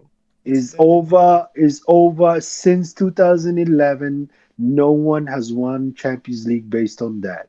Well, I No wouldn't one. say since 2011, but I would go as far as like I mean we saw especially I think the biggest example was the World Cup. Remember every time the team with the most Yeah. possession lost almost every game. No. I mean the Yeah. Champions. Yeah, I would say the World Cup, but the Champions League. If you like, I'm using only in the club level. I Bro, wouldn't talk Bayern, about that. Bayern. Bro, it Yeah, was the Bayern game in 2013. Bayern Barca. That's it. but Dead. but but Yeah. but yeah, but you have to understand though that Chelsea team they would never they didn't go out there to play possession based. They played the counter attack. So no matter what happened or what they did, they even though they scored Bayern scored that goal, they knew we're gonna let Bayern have that ball and we will get our chance. Chance will come. They had that belief like one chance will come and we will score. And the corner kick came in and luckily, Drogba found it and scored it. So yeah, they found that lucky chance to score. They believed that lucky chance. Other than that, I haven't seen like when has other team like Barcelona was like Pep Guardiola's team, like possession style, tiki taka, Now, see, I'll like see pass, this. pass, pass, pass. It's how you use the possession ultimately, dude. Like, I mean, for example, possession is an integral aspect of the current, Bayern system as well as the Enrique Barcelona system where, the MSN won the treble, but it's how you use that possession and what sort of players you have up top, right? Because those teams had like very powerful like front threes, front fours, were very direct in with the possession, right? They used wing play, they used combinations out wide. They stretch the play. They have speed. So there's a dynamism to the way that the possession is used. But you can't do Yeah, like, for example, what Setien did. In the summer, as well as what Pep did in 2012, which is, you have like four midfielders and only one or two forwards, and they just keep passing the ball around. You can't do that. You have to like have some attackers who can score goals, through the possession. You can't just have like 11 midfielders passing the ball around, which it used to work, but it doesn't work anymore, basically. But yeah, go ahead. I'm saying is like like Enrique, like the Barcelona, the MSN, that era MSN. They were like PK and like the ball was getting switched. Like it was direct. Like boom, give it to MSN. Bypassing the midfield. Yeah, yeah, Yeah, yeah. bypassing the midfield. They weren't even like they weren't even worried with too much. Like some games you will see Xavi and what was it Iniesta play, but they weren't doing too much. They're like boom boom. The ball was getting at it before anybody even knew not anything what was going on. But Neymar and Suarez and Messi would have the ball and they would score. That's what was going on. That was what was happening. So Barcelona in City and it was a disaster. It was the worst combination they could ever come up with for themselves for Barcelona. And it showed against that game against Bayern. It showed against when they played in the league. It showed when they played against the last game before the shutdown against what was it? They played against you guys, right? Real Madrid. They Yeah, yeah. lost. Yeah. See, it showed everywhere. A I wa- knew it. a waste, Like, and the A2 was embarrassing. a Forget waste, about that. a waste of a whole season with the manager. Yeah, yep, or half a season at least. Or yeah, But the fun fact is, like at that time, like some of the Madrid fans, including me, like when we were saying no, and Mr. Valverde is actually a good kind of manager for you at this situation. They used to make. I mean, they used to I say, "Oh, you hate us." I mean, this is coming from a pure Madrid fan, so I might have my bias towards my club, but I'm just saying the neutral point of view. But if you see Barcelona, I mean, he pretty much answered the questions of, like for example, like he found a solution of the problems you had, and which is defense, midfield, more pragmatic approach. I mean, instead of throwing men forward, like be more reliant on attackers in terms of Messi. Yes, okay, you can rely on Messi. So his attack was more Messi based, yes, but he improved the defense as well at the same time. So it goes in both the ways. What Barca fans cannot see at that time is that if pretty much you're taking out the foundation, how you can rest the structure. I don't understand, and that structure definitely the fall. And when pretty much you give that much vertical balls, because look, the problem with possession football, people don't understand that. Like I mean, not average footballers, fans, which is you need to have ball and you have to see always vertical. But what Exactly. happens? But what happens with this kind of Setien team is that they were not going vertical. They were passing sideways, fullbacks, and that's quite what do you call? Like you can predict that movements. It's like, for example, their midfield, they cannot hold the ball, they cannot retain the ball. On top of that, you added pressure on the new players, newcomers like Frankie Dion and Busquets is not anymore, who can shield the ball, in the tight spaces, and you have to move vertically, man, with the balls, and the guy flopped, to be honest, to do that. So yeah, so that was one of the major reasons Barcelona collapsed against Bayern Munich. Yep, that pretty much hits the nail with it, dude. Like, there was not enough dynamism in the attack, dude. There's not enough directness in the attack, and like, see, the key in football is this. The key in football is this, and tactics is this. Okay, play a wide formation, but play vertical. Play a wide See, the advantage with the wide formation is that you can stretch the opposition back line and you can stretch their defensive shape. But you have to play vertical to get in behind them and get in between the lines. And that's really the key from a tactical standpoint. And far too often we see, managers try to play narrow formations, but they play horizontally, which is the exact opposite. You're moving the ball horizontally and you're playing a narrow formation. It's a recipe of disaster. You have to play wide formation, but play vertical balls all the time.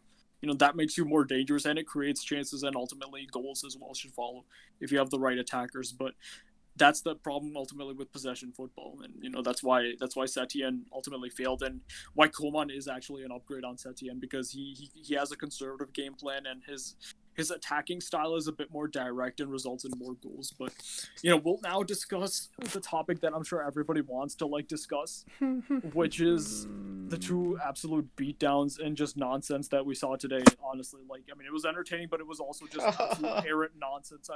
So Pablo and Juvenal, give me your thoughts, and then I'm gonna give my couple of points, and then the rest of you can have the floor. So Pablo, what do you think about the game? Which one to start with? That's the question. But you can start with either the 6-1 or the 7-2. Okay, I'll start with Man United. So let's see. There's so much stuff to say, man. Okay, I'll just start with Ole. He's a fraud. I don't know why he's there. I don't know why he's still there, but he's a fraud. Doesn't deserve to be the manager at any club. And I saw this tweet. I forgot what it said. That it said that if it wasn't for the goal in the Champions League final, he would be serving ice cream at some shop in the corner or something like that, which is true, because how is this guy? I know there's some times where he has his there's some big games where he showed up against Man City, and then all the or I don't know if all, but most United fans say yeah, he's a good manager. You see, he beat Pep. And then this happened. And then now what? Now what do they say? I mean, because, for me, I think they should sack him. And, if I were them... Oh, my God. Come on, man. Oh. I would sack Ole and look for somebody. Poch would be good. You could even call Allegri if he wants. I don't know if that would be possible. But anyone other than Ole, man, because like this guy, he's just a fraud. That's as easy as I can make it. Because like it was a disaster class today. 6-1. Jesus Christ. Man. And of course the only goal was again a freaking penalty by Bruno, whatever the joke name they use, Penandes or whatever. Yeah. Dude, I'm surprised. Dude, even in this game, dude, they got a penalty, dude. It has to be said. Exactly. I mean, that's hilarious, dude. I mean, like this is just hilarious. Oh, dude. and let me just mention. Okay, Maguire. Oh my God, this guy. Oh my, bro. Honestly, I think most of us here would be a better defender than him. Like, did you? And Shaw. Oh my God, Shaw. Jesus Christ. This guy's a fucking joke, man. I don't know. I thought he left, first of all. I thought he left Man United. I don't know why he's still They there. defended like beginner difficulty AI in FIFA. There, beautiful explanation on it. Yeah, that was insane. Like that for the first goal for Tottenham, and then Dembele goal. Like what was that? Like, okay, so I think it was Bissaka like hits the ball with his leg to clear it out, or it was Pogba or somebody, and then Maguire heads it away, and then he doesn't head it correctly, and then it falls down again, and then he tries to head it back to De Gea, and he doesn't do that correctly either, and then fucking Luke Shaw gets in the way of Maguire and tries to fucking hold whatever attacker was there in the way, and then he gets in the way of Maguire trying to defend, and then Dembele comes in and No. It was actually Maguire that holds Luke Shaw down. Okay. Then. And then it got deflected off of Maguire in the end anyway. So I don't know. And then, but props to Mourinho for all the signings that they've made so far. Reguilon looks really good. Son, even after the injury, he like that first run he made for his first goal, that was really nice.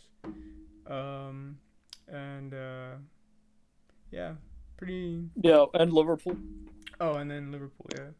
And actually, well, before I said that, I think Tottenham have a pretty good chance to be in top 4 and make. I don't think they're not gonna make it past like the quarters in the UCL, but I'm sure they can. Or the Europa, you mean? I think they're in Europa, yeah. Oh, they're in Europa. Oh, if they're in Europa, yeah, then I think they could win. They have a chance. Yeah. But yeah, I thought they were in the Champions League. Okay, now let's talk about Liverpool. Okay. Liverpool, I can give them a bit more slack because Adrian is the fucking worst goalkeeper I've ever seen in my life. Trent is a fraud, by the way. Are you sure? Trent Are is you a sure? fraud. I mean, Trent is a fraud. not the worst. Okay, that's a bit of a stretch. But like, I'm trying to decide who's worse: Karius, Mignolet, or Adrian. Mignolet is pretty bad. No, bro, Klopp should be criminally arrested for the goalkeepers he signs, man. But I'm sorry, Salam, bro. Like, who would you say is worse out of those three? Mignolet, Karius, or Adrian? Bro, all of them put together, they're like brothers, man. They're like twins, man. I can't pick a different, bro. Triplets. They're all triplets. Oh my god. Yeah, like because I was talking, or we were all talking earlier about it, and Salam was saying how when the goalkeeper is trash, the players, this person in the defense, of course, in front of it, won't be as confident in the goalkeeper because they know he can leak goals, which has happened many times before, like in the Champions League game against Atletico, when he passed it directly to, what was it, Felix or something? Joao Felix? Yeah, but like, terrible goalie. And then, but also in the end, the defense was kind of shaky. Like Juventus was saying, Trent he's not a fraud, but defensively. They targeted Gomez and Trent's side. Yeah, for sure. Yeah, because he's not that good defensively. But Salah was the only one who scored. They missed Mane for sure. Was Firmino playing? I don't know. Yeah, for me. Oh, he was? Yeah, he did. Did he drop a stinker too, Salam? I don't remember. I'd rather not talk about Firmino. Okay. Yeah, well, you're gonna go on a full rant on them later, I would assume. So, but that's and Annie, our United fan, he was talking about how what's the striker from Villa who scored the hat trick? Forgot his name. Oh man, even I forgot. I mean, I know Grealish scored, but Yeah, but whoever that striker from Watkins. Watkins, well, there you go, Watkins. Yeah. there we go. So he Annie was talking about how he in the championship he in 20 he had like 28 chances or something like that and 24 of them were goals in the championship, and how they should have signed him instead of some other bums, but yeah, Grealish looks really good. I don't know how he hasn't been signed by any big Prem club. He might. I mean, he probably will be in the next 2 summers Yeah. for sure. Like Man United had a chance to sign him and they didn't. And I'm sure Leicester might have wanted something, but whatever. Yeah. So yeah, good on Aston Villa. It was a good game for them, and Liverpool. They dropped a stinker, but I'm sure they'll be back once Mane and Thiago are back. So yeah, that's all I have to say about it. Okay, and now Juvenile, dude. So I know Man United is one of your teams from England. So like, what did you think about seeing them get thrashed, but immediately after seeing their biggest rivals get thrashed? Yeah. So as I told you guys, I'm a United fan part time. Quite very very disappointing. Not a good day today. I heard Pablo was talking about how Ole needs to get sacked. Look, this is not. I'm gonna flat out say this is not Ole's fault. I'm Ole in. Oh God.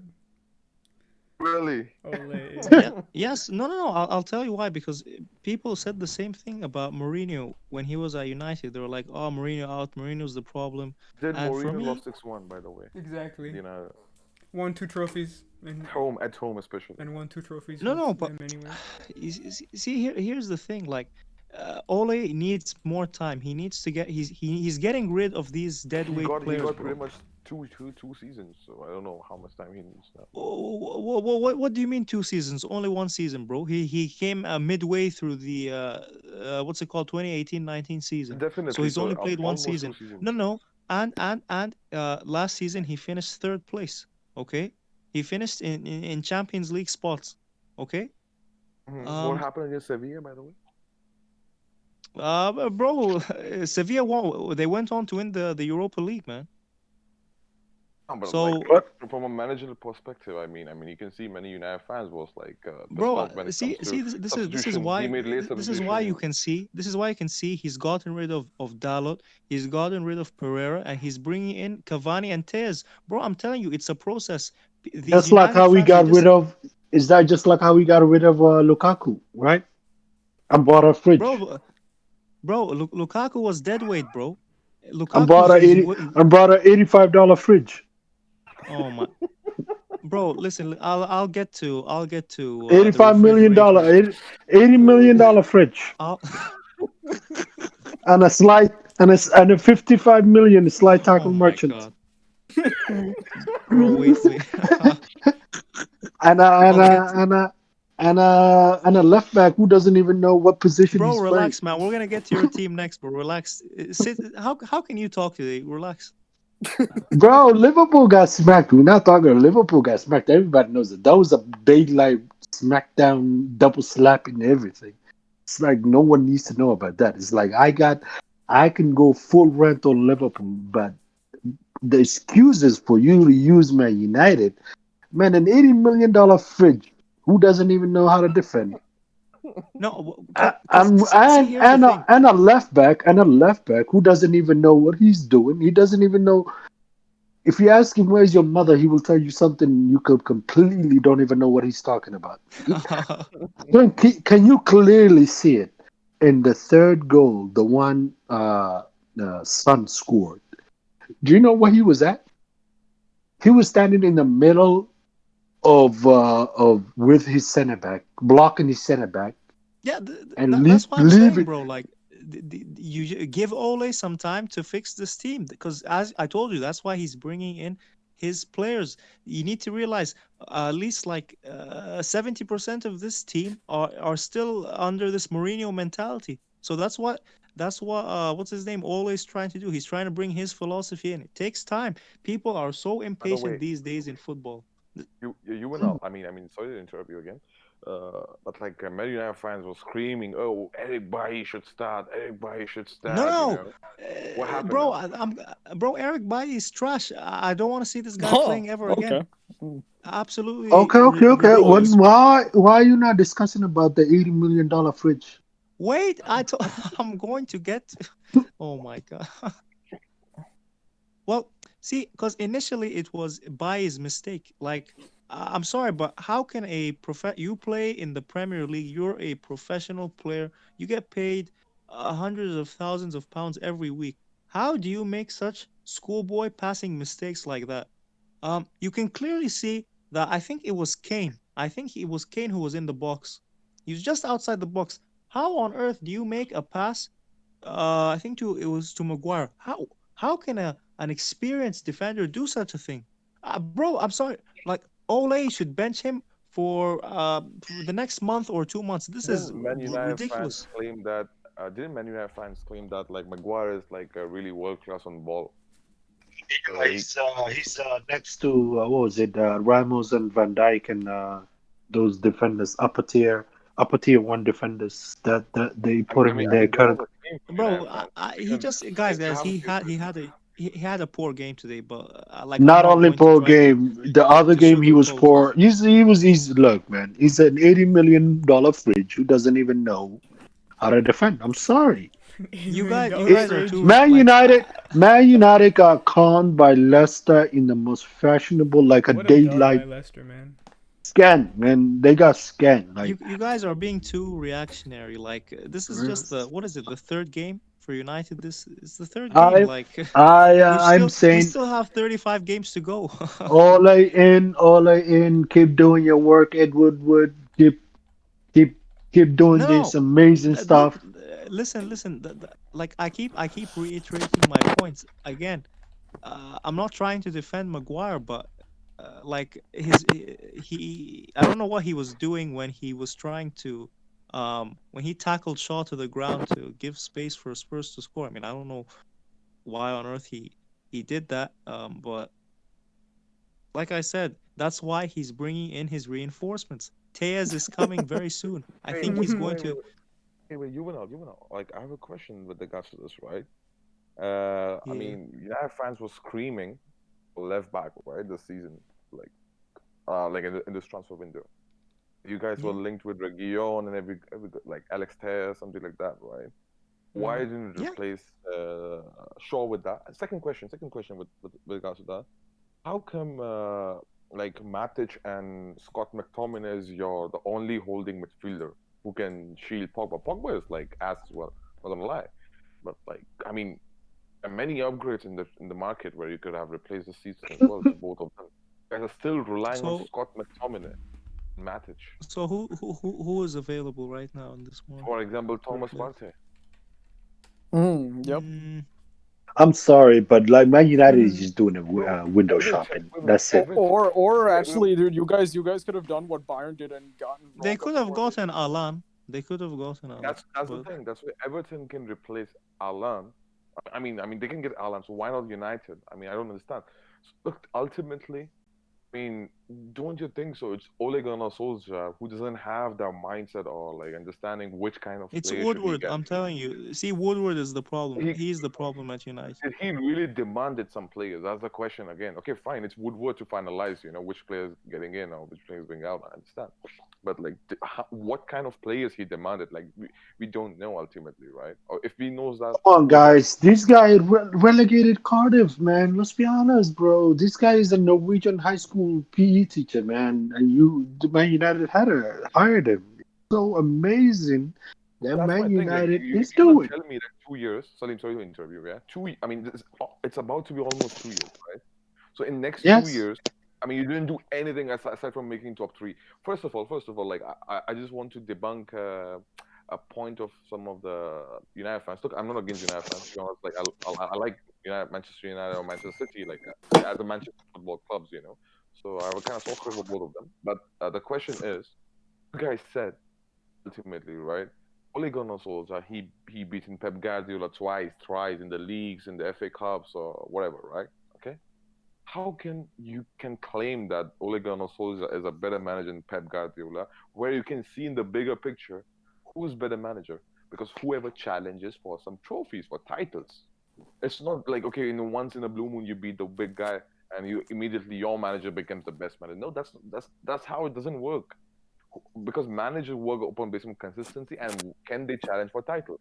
Now fans are still buying that of last season's PSG's results and beating of what do you call Pep Guardiola twice, whatever. That's not a sign of a Four good times, four manager. times, no Four twice. times, okay, let's go with four. But that's not enough. That's nothing. Like I mean, anybody can beat any big day. For example, look at what happened with Klopp today. It doesn't mean that Aston Villa manager is better than Klopp. No, it's not true. Even though, like, regardless of scoreline, it doesn't mean that because Klopp is challenging for multiple trophies, challenging like in Champions League and Premier League. For same goes for Pep Guardiola. Can you say same thing for Ole Gunnar Solskjaer? I mean, I see Mourinho's Spurs improvement in Mourinho's Spurs faster than Pep. Sorry, what's his name? Ole Gunnar Solskjaer, Man United. To be honest, this is what the revenge of Mourinho took today. I mean, you cannot deny with that as well. Top of that, what's the problem with Pogba? Well, you can clearly see that guy is not interested and he's not playing good with your sets of players. Why you want to keep him? Just move on. Sell him, replace him with other players. That's my point. I agree with you. I don't. Pogba doesn't look interested anymore. I don't know. Uh, if it's up to me, I'm just going to get rid of him. I don't So, really want him. Juvenal, any final thoughts on the Man United and Liverpool game? Liverpool game as well. I'll just finish up on the United very quickly. Yeah, so like I said, we need some more time for Ole. At least see what happens till the end of this season. Because if you sack him now, who are you going to replace him with? And don't say Pochettino. Who are you going to replace him with? Allegri. So many managers. Such And as we'll discuss that later. But like, any thoughts on the Okay. Liverpool game? Okay, Liverpool game. Haha, my favorite. Yeah, so after the disaster that was the United game, I wasn't expecting to see anything worse, but Liverpool, as they say, you'll never walk alone. So yeah, great game from Villa. Liverpool, yeah, Trent is a fraud. Left flank was completely open. Gave a lot of space for Villa to get in all those crosses. And what else? What else should I? I'm trying to think. Like Salah was probably the only player, who I could see was trying. Everyone else didn't look like they were at it today. Is this a sign? Can Liverpool go back to back? I don't really know. But yeah, I was surprised by the result today. I mean, who And wasn't, to be honest?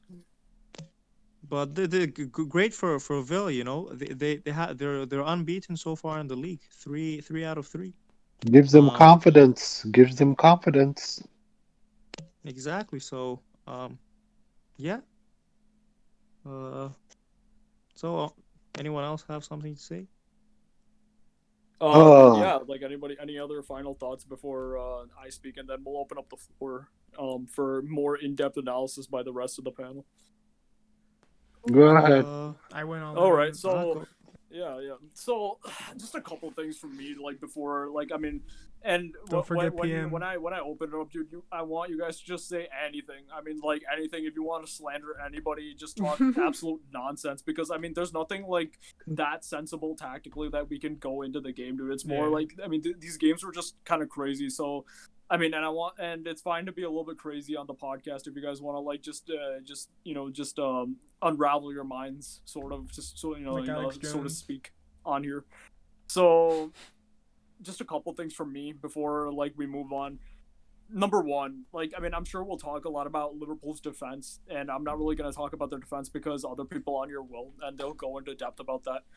But the one thing I have to say is Liverpool's attack looked unrecognizable without Sadio Mane.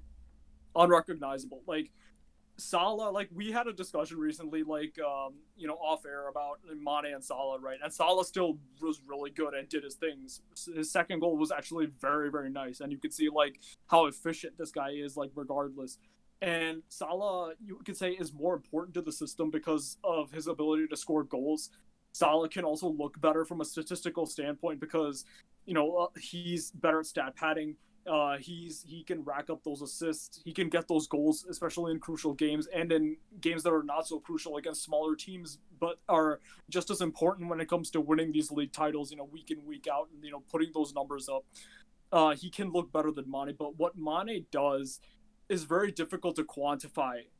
Especially like when you're discussing and comparing between him and Salah. What Salah does is very easy to quantify. What Mane does isn't always easy to quantify. Unpredictability, right? And I don't like to use the word creativity here because creativity is really chance creation. Robertson and Trent can create chances.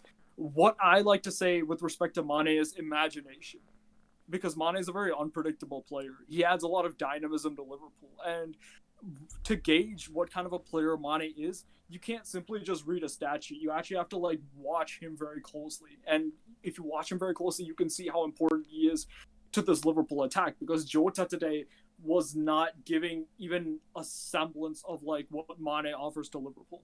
Secondly, Fabinho. I don't want to hear any more comparisons between Fabinho and Casemiro, okay?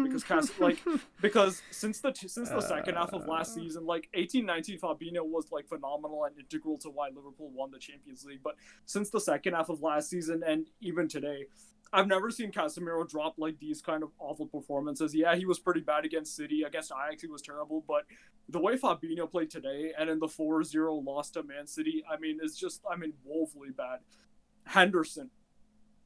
Now you can see why Henderson is important to like this Liverpool midfielder, because Fabinho and Milner ultimately cannot offer what Henderson offers in terms of leadership and in terms of that he has that English bulldog mentality about it, that doggedness, that work ethic, that pressing, the physicality, and some people were saying, play a midfield trio of Henderson, Fabinho, and Thiago when they're all fully fit. No. Fabinho, and this is why this game is a clear example of why Fabinho is redundant in that midfield trident, because Thiago he's not as good at tackling, but he's pretty good off the ball. Henderson will give you defensive work rate, right? So play Thiago and Henderson as a double pivot. Thiago is exceptionally good as a 6 on the ball. He's better than Fabinho on the ball. So if you play those two as a double pivot, it should be fine. Play Wijnaldum or Keita, as the third midfielder to offer some more dynamism, like especially linking up with the attack. I feel that would be a much more balanced midfield from a Liverpool standpoint. And just as some final like thoughts, Milner, you've been a very good, loyal servant to Liverpool and Man City over the years. He's been a very good servant to England, even though England wasn't a very successful team on the international stage. Like what Milner does is also very hard to quantify because he's very good at doing the intangibles, or at least he was. But I think it's time to say, unfortunately, I like Milner, but I think it's time to call it quits, dude, because this guy, He does. He does. He has to offer. No, sorry to interrupt you, but Vess, he doesn't play a lot. He only comes in like to kill the game, or only that, like the last 20, 25 minutes. That's what he comes in and plays the FA Cup, or we want to rest, like those unimportant games we can win. We can put him in that and play him 60, 70, 65 minutes, and he can come out and play. Other than that, he doesn't start. He's not like an out like the big substitutes. So continue. Yeah, and I agree, dude. But like, I don't want to see any Milner slander. To be honest, I don't want to see any Milner slander, because that's why the reason I had to make that point. Because think of how long this guy's played and how much he's done. He's a really good player. He was really crucial to Klopp, at least in the initial couple of seasons. But like, I think it's time. It's sort of time to like wind him up, and maybe in the next couple of years sell him and get another replacement to like play as a backup. Box to box midfielder or like workhorse in there. But yeah, and with regards to United, more interesting topic here. Man United, and I think Pablo and Juvenal made some good points about Ole, but I'm gonna meet halfway and say this, right? Ole's not the best manager. Ole's not a great tactician, but and I think everybody can agree with this. The problem with United goes much deeper than just Ole Gunnar Solskjaer, and I think Facts. Juvenal touched upon this a little bit. You need to get a world class manager to build a world class team. There's no doubt about that. I mean, even Zidane. For example, Zidane is a world class. At least when it comes to man management, he's exceptionally world class. But there's also a relationship there that needs to be there between the manager and the board, and in the case of English clubs, for the most part, the sporting director. In this case, that's sort of like Ed Woodward's role.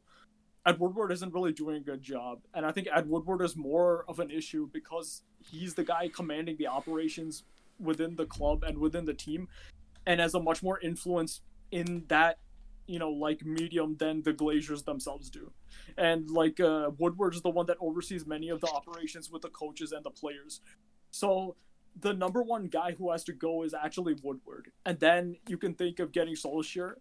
And then what, United's board, maybe they're too stupid to see that, and perhaps that's why they need to leave as well. You need a good sporting director, a good coach, and there needs to be a very good relationship between them because that's how you scout talent. That's how you build a team. If there's a good coordination between and communication between the sporting director and the coach in understanding what players to get in what position, which players need to leave, then you can actually properly start to see improvement in the team and improvement tactically.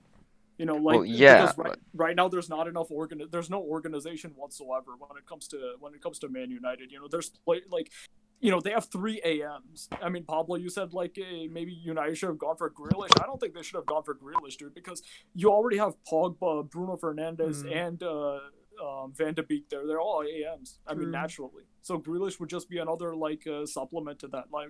Where's the box to box mid? Where's the DM? Where's the regista? Whatever. Depending on what system you want to play.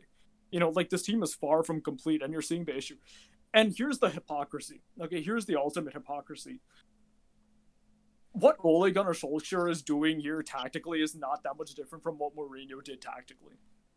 There's nothing exciting about the way United play. They sit back and they counterattack. It's just basic 1-2-3 mid-table level English football. They're playing nothing spectacular. This guy is not freaking Hansi Flick. Okay, in his tactics, he's not Pep Guardiola. What he's doing is really simple, and I'm about to bring in Mr. Prime Minister PM who wanted to say a few words here about Pogba, but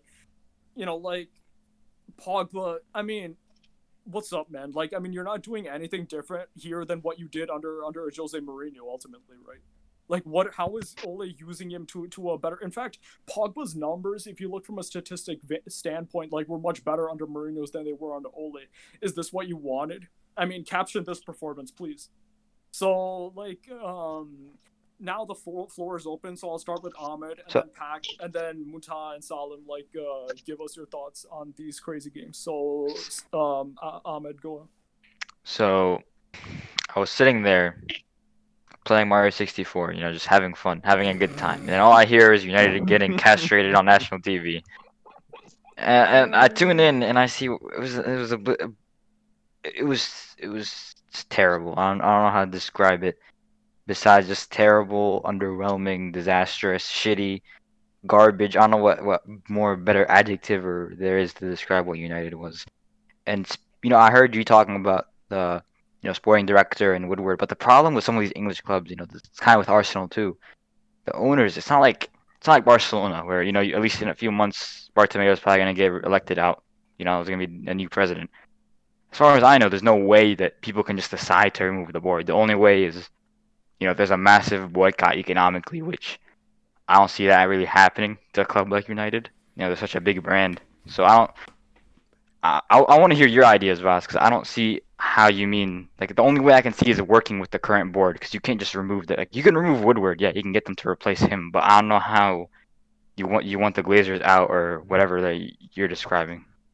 Yeah, I mean, dude, okay, so in theory, right, like what I said should work, dude, but in a practical sense, you're right. Like, it's actually going to be extremely difficult to like actually put these things into motion. You know what I mean? And maybe I should have specified that.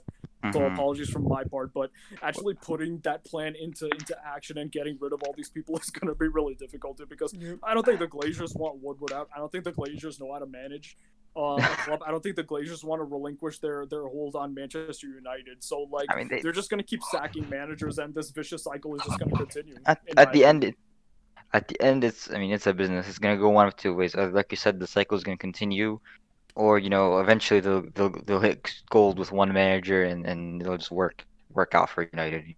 It's And then I think from this season's standpoint, I don't know what the Glazers have set as their season objectives, but the board is terrible. Like for example, I heard Nick Sports. Nick's he's a United fan. He was talking about how the board aren't even backing Ole that much. I'm not saying Ole is a great manager, but even he hasn't received as much backing as you'd expect a Manchester United manager should be getting.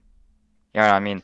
So I don't know. I feel like if they sack the manager, they're just gonna get a different manager. It's gonna be a different face that the board still won't back. So I don't know how United are going to improve from the situation they're in, which is why I don't think that Ole is going to get sacked after this match. I know some people did, but I don't think he will be. Mm.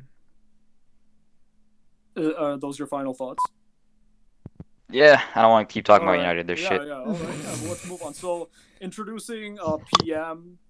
He's the token British guy who's gonna give more credibility to our podcast. Because we need one. So, yeah, Mr. PM, Mr. Prime Minister Winston Churchill, go ahead and talk to us about Pogba and Manchester United. Nice one. How's everyone doing this fine evening? All is well, so far at least. Good to hear. I just want to say a few things, right? I think this is the perfect time to finally have a discussion about Paul Pogba. Like, as a completely like unbiased neutral, right? I have no idea how on earth he's still considered one of the world's best midfielders. Let me read some of the stats from today, right? He had a pass accuracy of 72%, completed 3 of his 8 dribbles, and got dispossessed 4 times, and gave away a penalty against Tottenham Hotspur at home.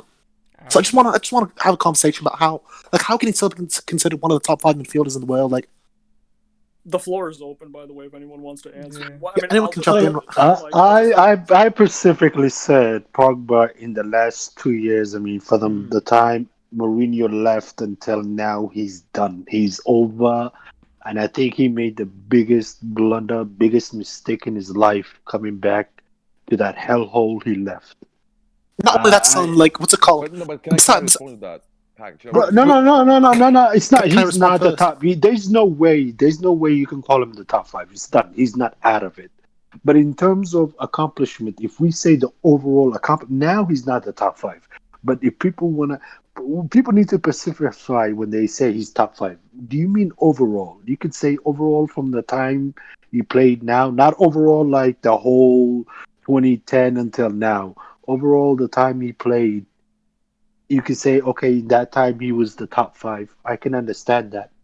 In the time in his peak, you could say that, but they're not saying that. They're saying now. Now he's not. Now he's garbage. He's not even top 5. I would say he's garbage in the top 5. Utter garbage in the top 5. I would say he's lucky getting top 10 at the best, at the very best. What I'm saying is he's the garbage. But the problem with I'll tell you, definitely, if you see the performance this season, for example, 100%. Pogba is in garbage. There is no you cannot deny that. If you're in denial, then I don't know. You shouldn't watch the sport. 100%. I agree with you. I mean, people compare him right now currently to KDB and all those other Premier League midfielders. That's not true. I mean, he's not at their level right now. 100%. The problem is you can see the pattern of previous players. Alexis Sanchez was good. What happened? He joined United. Same goes for Lukaku. Lukaku was bragging so many goals, right? And he joined United, dropped. Again, look at what he's doing right now in Inter. I mean, he regained his form. So for me, when I see Pogba into the okay, it's his mistake ultimately. You cannot deny that. Okay, I mean, it's your choice. You made the move. It's your call, right? You joined United with Mourinho in his first season, successful season. I'll say that. Yes, but I understand from statistically point of view, you cannot say that. Even from a performances, yes, he's not there. But do you really think what do you call it? Ole Gunnar Solskjaer or Mourinho, are they those kind of players who can get the best out of Pogba? Are they that technically proficient enough to make a difference in the midfield of that complex football who can get best out of Pogba? No, they're not. Simply they're not. Can They're I respond? managers. Can I respond? Go ahead. Go ahead. Go ahead. I'm going to tell you that Pogba waived that right away when he chose to go back to United in the first place. Like, he knew what he was getting himself into, so you can't really complain about the manager of the side or Yes, anything yes, yes, that comes with it. yes. He's the one that chose to go back. No, yeah, he was. No, let's be honest though. Pogba in Juventus time he was playing, we can consider him to be the top 5 best midfielders in the world. Come on, he was like one of the But you need to everybody. understand. No, but you need to understand, right? Where was Kevin De Bruyne under Mourinho? Okay, even though he didn't start his career, which I'll give him that. I'll definitely give him that, right? But we're not comparing that time though. That time, look, in that time, Pogba was better. You're doing mistake over here. You're doing mistake over here. The problem is that, right? He was never under like a supervision of a manager who knows how to utilize this kind of player. Simple as that. Okay, I'm not saying that Pogba is like, okay, like I'm not denying his performance. His shit, absolutely, he's responsible for his own choice, what he made at the time of joining United, and the current performances. 100%. There's no denying that. But the question is, Manchester United, as a football club, is not capable enough to, for example, to grow this kind of play or to play that kind of football, to get the best out of football. For example, right? I just gave you Alexis Sanchez. Alexis Sanchez was very good in Arsenal days. Same goes for Lukaku. There are so many parallels with other players. Like let's not fool ourselves. But Mental, the thing is, all those players you just named came to United after Pogba was there. So even in that case, like there's less of an excuse for Pogba. No, what do you mean by that? Can you like? All the players you named, like Lukaku and Sanchez, like they came to United after a year after Pogba joined the club in the first place, right? So the fact that he has like more world class players around him and like he's still not really developed as a player, like showed his best in the Premier League, just says a lot. But for example, I'll give you one example, right? Current situation, Barcelona, right? Frankie de Jong, best midfielder in the world, like Europe last season. What happened when he joined Barcelona? That's because Barcelona as a whole was struggling. But now he's he's had a good start to the season. But if you see from a bigger picture, they don't. They don't play that kind of football where they don't need that kind of midfielder. For example, can you tell me what kind of attractive football or even technical football Man United want to play? They want to play just route one, square, like long. But you say that, but Mourinho was the manager when he joined. So, like, how can you use that as an excuse? He knew what he was getting himself into. No, that's why I said it's his mistake. I said Pogba's mistake. It's Pogba's mistake. But if you see a bigger picture, right, where people are saying, "Oh, Pogba is finished, is done, is dusted." This is absolutely childish. Yes, he's not as good as some of the other Premier League midfielders, which I'm giving you 100%. I'm not even arguing with on that point. But the problem is that United, as an overall collective team, what's their goal? Can you tell me what's United exact? What they're challenging for? FA Cup, EFL Cup, Premier League. Forget about Champions League. Top 10 at the minute. Exactly. So, bro, overall as a team, regardless of how talented player you are, but if you play in a demoralized system, okay, where they don't know where they want to go, where they don't want, for example, bro, like we have seen so many times, Pep, how much he have demands from his midfielders, from his players. Same goes for Klopp, okay. So even Zidane, look at his demands. Look at Thomas Tuchel. Look at even Allegri. Look at how much they demand from the players. Even they extract. They know how to extract. Can you tell me? Let's be honest, man.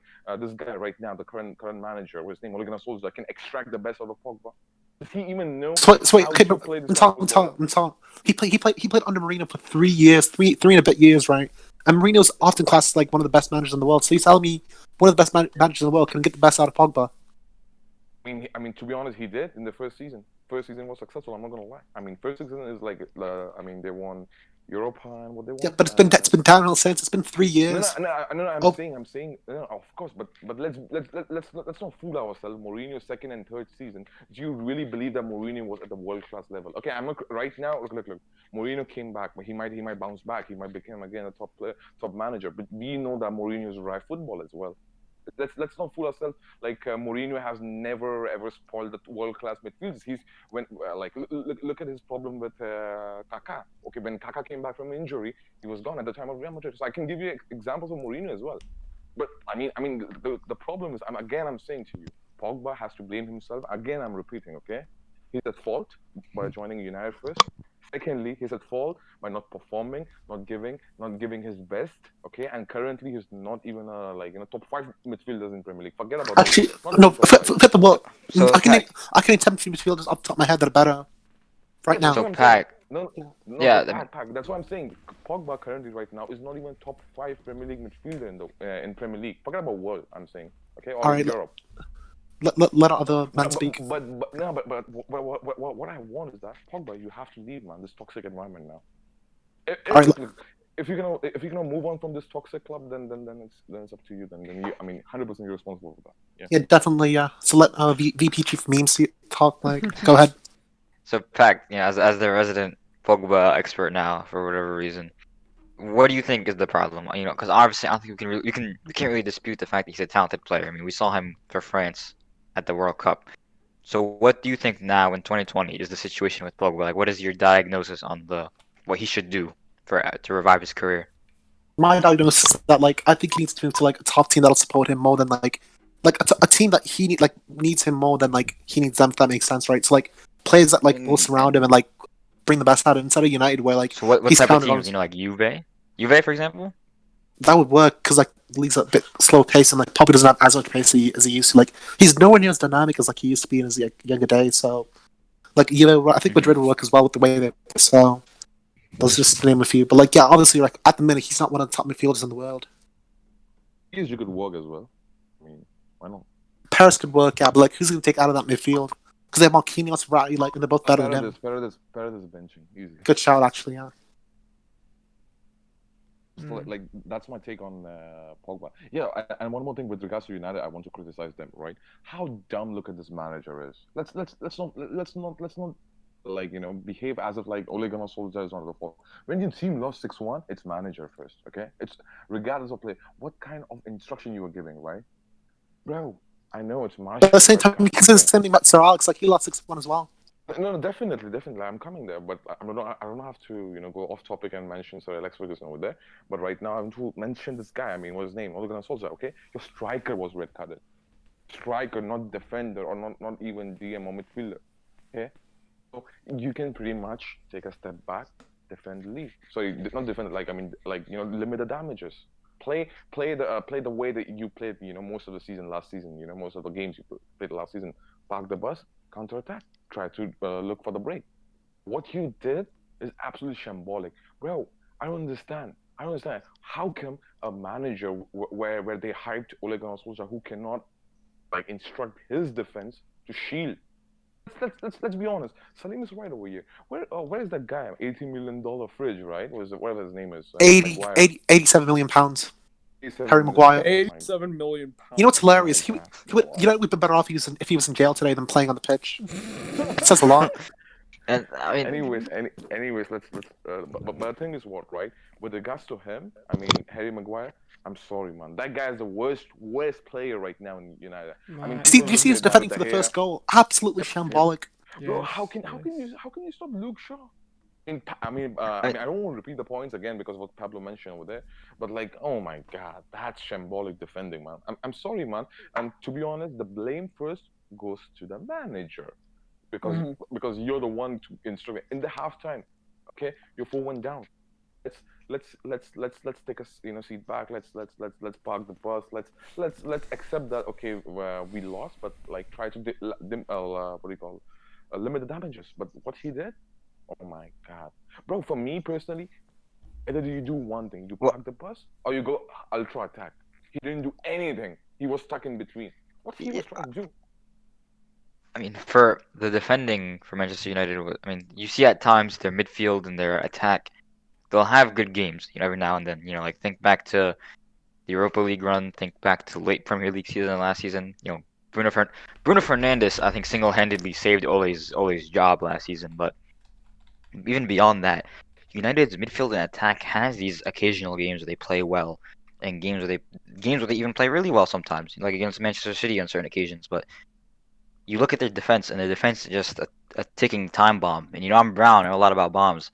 Eventually, it's gonna go off, and Manchester United is just. I cannot believe you just said that. It happened against Tottenham. It happened against Tottenham at Old Trafford. And I can't think of a more embarrassing way for it to happen.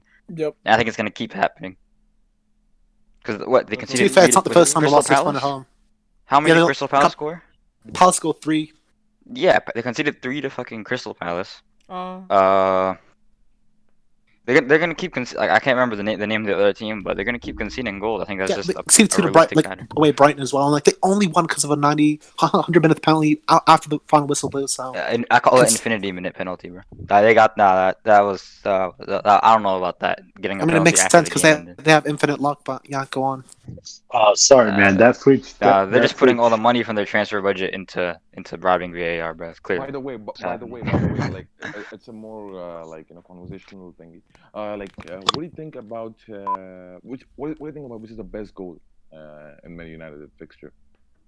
I mean, You dude, got- we have to talk about this guy. Do we have to give let's talk a little bit about Tottenham, dude. I mean, Mourinho's praise. I'm sure somebody's Yeah, gonna give get him to some that. We gotta finish Liverpool, man. I'm waiting to finish Well, these guys off. Liverpool, let's talk about the teams in United's match first. Chronologically, Liverpool game came second. So let's talk about Spurs first, dude. So It- somebody Yeah, we like, haven't talked about Tottenham So- at all. Like, Yeah, So give with him- give him some Tottenham- credit. somebody make sure they give credit to Jose Mourinho. But Yeah. like, I'm Yeah. gonna Just because no easily one likes say- Tottenham. I'm gonna easily say Heung-min Son. Heung-min Son is Yeah. one of the best Yes, players in the yes, Premier yes. League. Not and not the- only no. Not Money's only on it, that. yeah. Not only The thing- not guys.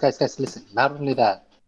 The point is the way Harry Kane has been improved and what he's doing now.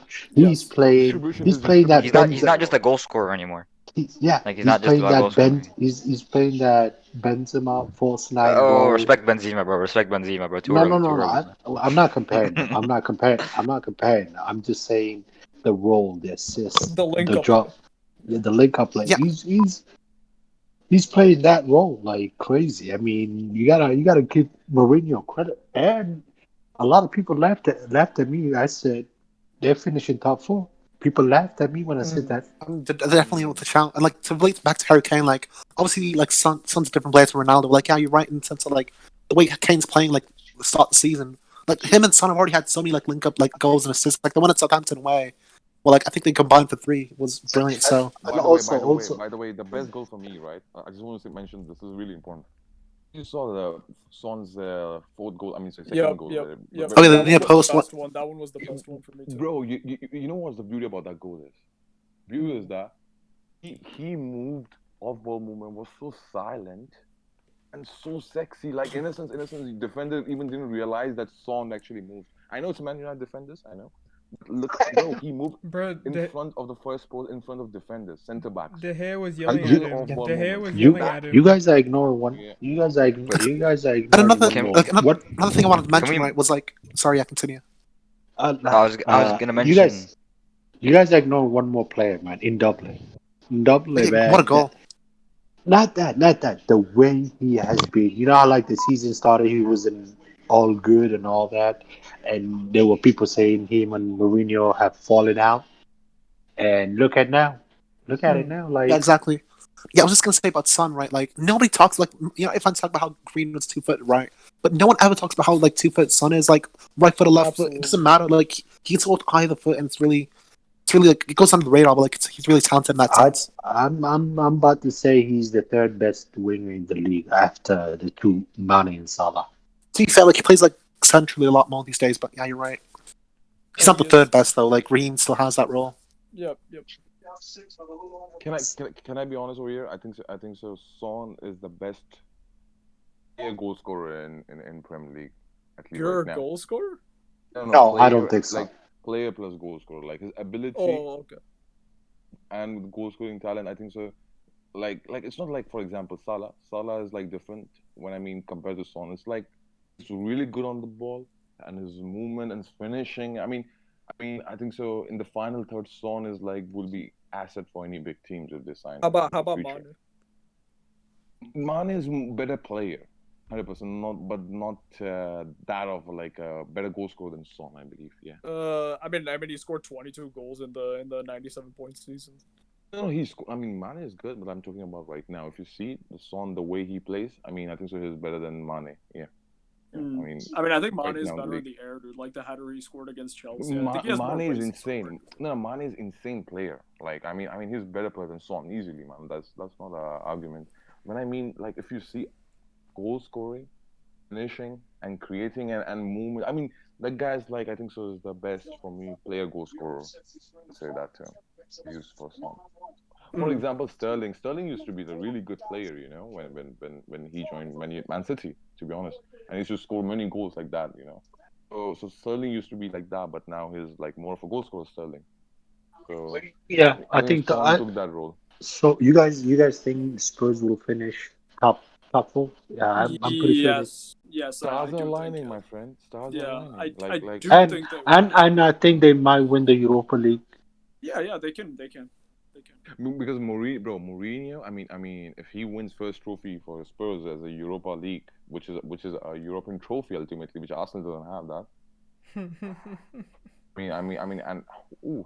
And Mourinho legacy will be double fold, man. I mean, easily Thus, twofold thus. increase. Yeah. Now can we move to the bigger picture, man? Bigger fight, bigger everything. Man. I just want to make one last point about Son before we move on, dude. Like, I definitely agree about most of what everybody said about Son. I think comparing Son and Sterling, dude, Sterling is the more consistent player, and he gives you like more consistent performances over a season. He also will likely give you more goals. But Son at his very best ultimately is, I think, better than Sterling at his very best. As in, Son's peak or like is his max is higher than Sterling's max in terms of output and what he can do and how he can influence the game. And ultimately, I think that was a big deciding factor in the Champions League tie between Spurs and City a couple of years ago. I mean, Sterling and Son both played really good, but ultimately you saw the peak of Son was a little bit better than the peak of Sterling. I'll say that. No, I disagree, to be honest, because when I see Sterling, right, as a player, right, I don't think the Son is that explosive. And when Sterling was like, Sterling explosiveness was his everything. I mean, the way he used to run, cut inside, like, that guy was insane. Not gonna lie. I mean, Pep Guardiola's system changed him a lot. I mean, right now Son is better as a player, but like, if you see the peak of Sterling, I think that guy was a raw talent. I mean, but the only problem with Sterling, even in his peak days, was finishing. With Son have He's like, Yeah, he's a more upper consistent hand. goal scorer. Definitely, he's a more consistent goal scorer than him. Yeah, yeah, but overall, I think so. This is really bad performance by Man United and tactical disaster class by Ole. And I think so. Man United should look for the replacement. Let's be realistic. I don't think so. There's not going to be any hierarchical change or something like that. For example, this guy Woodward or something like that. I don't think that's happening. No, I don't think so. Regardless of United fans' protests around the world, maximum, like they might replace Ed Woodward by someone else. I don't think so. All those Glazers and everything. No, that's not happening. And that's the reason I think so. Man United, they need to look for a good manager at least for the long term. At least who's reliable, who understands football, and who's not a passion merchant. Like I won't say even passion merchant, but like a legend. Like don't go for, like, for example, don't go for Ryan Giggs after Ole Gunnar Solskjaer. No, don't do that. I mean, go for like a manager, proper manager. Yeah. All right, so now we're gonna move on to the Liverpool game, and before you guys tear into Liverpool and like make your statements, dude, I just want to say one thing. I made a very, very, very smoldering hot Wait, take. excuse me, Voss, just one last. Can I mention one last thing about United? Yeah, go on. I think we need to mention the fact that their schedule. Look, I don't know if anyone picked up on this. The 17th, yeah, Newcastle it's not. away, 20th PSG away, 24th Chelsea, Oof. 28th Leipzig, November 1st Arsenal, November 4th Istanbul, November 7th Everton. I haven't seen a schedule this tough in a while. Yeah. I think this is make or break. I think the next 2 weeks for United. I think it's gonna break them for real. And hold that thought, because we'll be talking about the Champions League for sure soon. But I made a very smoldering hot take in the summer when I said I believe right now, for some reason, Boateng impresses me more than Van Dijk. Okay, and I don't really want to hear like anybody's like response to that, because I mean I'm not asking for a response. But Come on, like man. One game doesn't change anything, it's not really man. one game. It's not really one game, and I'll just briefly explain. I think Boateng's composure on the ball, I think his passing range, I think his ability No, to no, build no, no, from the no. back If is if we very talking dangerous. about But that, be okay, honest okay, with you. let's go into the game now. So Muta and Salim talk about Liverpool now. Yeah. First thing, okay. Any Liverpool fan who's been listening to these podcasts, I'm telling you right now, go somewhere, don't even listen to what I'm about to say because this pathetic men today didn't show up any guts, anything at all. It was a pathetic performance. Not only that, you have a goalkeeper who's so pathetic, I can't even describe what he is, man.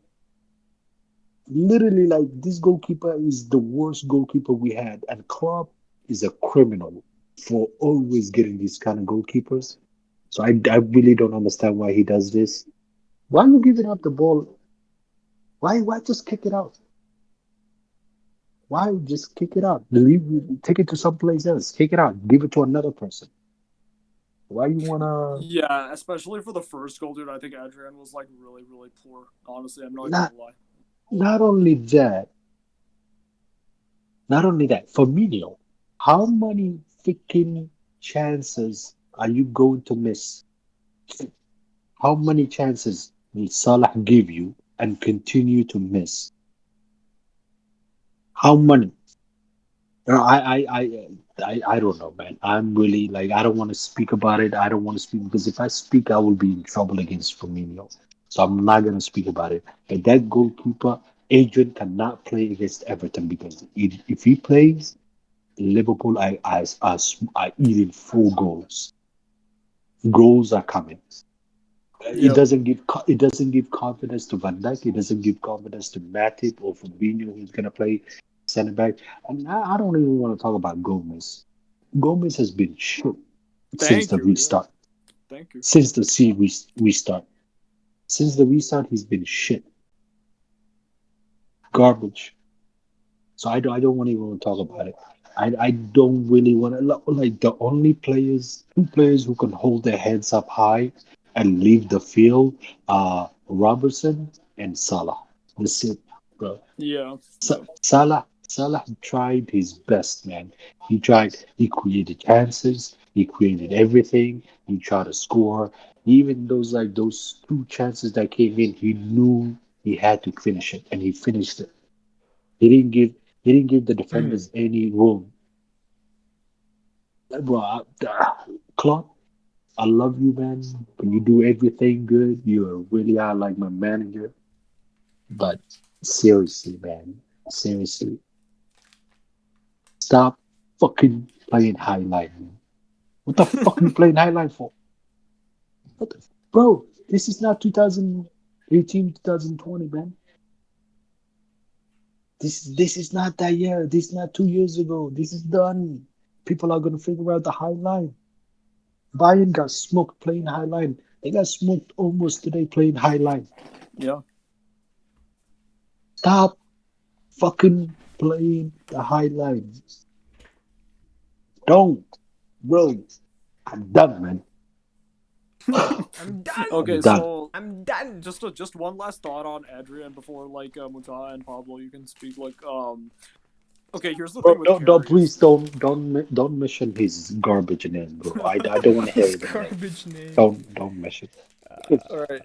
I want to say one thing about Karius, dude. Karius is unforgivable in the eyes of Liverpool fans because of that final, dude. But I don't think he gave like a series of bad games like the likes of which Adrian has given. You know, like he had one terrible performance which was irredeemable, but up till that point, actually he was getting somewhat positive reviews. Well, You know, over 2 legs against City. I mean Roma, he kind of got exposed, but you saw the full like extent of it against Real Madrid, against Bale specifically, well, and even Benzema. But like Adrian has given like a series of really really awful performances that, especially the one against Atletico Madrid. I don't think Liverpool fans are ever gonna forgive him for that. But yeah, but Muta, Ahmed, and well, Pablo speak. I mean, let's remember Adrian is a backup keeper. Karius was the starting primary goalkeeper for Liverpool. And no, I don't think that can ever be forgiven. I'm a Madrid fan, and I can't forgive what Karius did.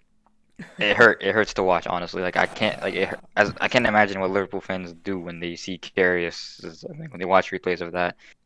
And I don't know, it's a backup keeper. It's difficult to get a backup keeper that's not good enough to start, who's willing to not start and also be good at the same time. So it's a tough situation for Liverpool, but in terms of backup keepers, I don't know. They might have to pull one from the academy. That's what good clubs tend to do. Like Athletic Bilbao, they always produce good keepers, and Madrid's backup keepers tend to be academy products, which is I think what Liverpool will try to do in moving forward. So Munta, any thoughts? Yeah. So with regards to this Liverpool game, right? So again, because I'm going to say one thing similar between Man United and Liverpool is that is to blame. Klopp is to blame. Because again, Yeah. I'm going to say it, like, Yeah. because if you lose by that margin, that scoreline, I mean, manager's responsibility have like, I mean, yes, I'll come to the players and the situation what happened, right? But like specifically when Klopp, you know that you were so adamant of playing Highland. Why? Why? The only reason I can see from that, this is my opinion. When Liverpool was down, I think so. Klopp was thinking, you know what? Why to dig deep by playing a mid block and then try to create and everything. Instead of that, let's play highline. Let's take a risk. Let's take a risk. Let's take a risk. And that risk cost him a lot. When Liverpool was 4-1 down, I mean, I think so Klopp realized that now it's going to be now it's late. But there was like some hope when Salah scored, right? And when Salah scored like the second goal, I mean, I can see that okay, Liverpool now might score the third G or something like that, and it could be a 4-3, something like that at that time. But again, Klopp highlight. I mean, he was adamant. So pretty much his tactic was flop. I mean, this game. Yeah, like look. Same thing I can say for Pep Guardiola for 5-2. He lost to Leicester City, but still, I mean, this is a statement from opposition ultimately from the teams like from Aston Villa. And the way Aston Villa played that, I mean, kudos to them, and you have to give the props to them, especially Jack Grealish. And I've always criticized this one player from Liverpool, which I don't like him. I don't see what his role actually is. Does he have a defined role in this team? His name is Naby Keita. I mean, Naby Keita was never he hardly impressed me in Liverpool, aside from 1 or 2 games. So I don't think so. Like that player. Uh, I don't know Yeah, that keep that going. player is. Yeah, I don't know that player is that good. When it comes to, solving the Liverpool's issue. No, that guy is not like anymore. Like I'll say that good. I mean, he can give you work rate, which like there are so many midfielders who can give you work rate from Liverpool team. So I don't know if that's something unique what he offers. To be honest, his work rate was like not even close to what Henderson's and Genie Wijnaldum gives you. Especially Genie in the peak days. So yeah, man. I mean, Keita is like I don't think that guy's good. And then Gomez, I mean, we knew that Gomez is error prone. He's like a temporary, center back for Liverpool for until next season they sign another center back because Matip is like injury prone as well. So I mean, they don't have a pretty much direct replacement aside from playing Fabinho as a center back, which I think so they will do from next game onwards. Where they will start playing Fabinho as a center back. And now let's dive deep into the defensive part of the Liverpool system, right? Yeah. I mean, bro, like whenever we watch Liverpool, okay, the biggest threat of Liverpool is their midfielders. When I mean their midfielders, that their midfielders are so like so dangerous when it comes to pressing. They don't give you even an inch of space. I mean, and that buys so much time for the defenders to regain their position. People don't understand that. For example, like if Hendo's pressing you, that gives time for Alexander Trent Arnold to make him in the right position to shift him more inside, and same goes for the Matip or Gomez who plays there, and that causes them a lot if it comes to Liverpool midfielders, and you can see that like there were some shouts last season that Henderson could be the MVP of Premier League, which I'll say a highly unpopular opinion, yes, but I won't say it's like a completely wrong opinion. But you can see what he offers to this team, Liverpool. I mean, that guy is like heart and soul, to be honest, for this Liverpool team, and his, as if you said, like it's like an English bulldog, in the midfield Yeah. who solidify defense and attack together. Like in a sense, that's 100% correct. His he's the best captain. He's the captain material guy, and he knows how to flow work this team. If you see how many times he scream at the positions of Gomez or Trent Arnold or even Fabinho. I mean that guy is like insane. So I Mhm. mean kudos to him as well. And that's a big miss, to be honest, for Liverpool in this game, Big and we miss. realize now. And now let's talk about Van Dijk's role in this team and what he's not used to. That's question number one.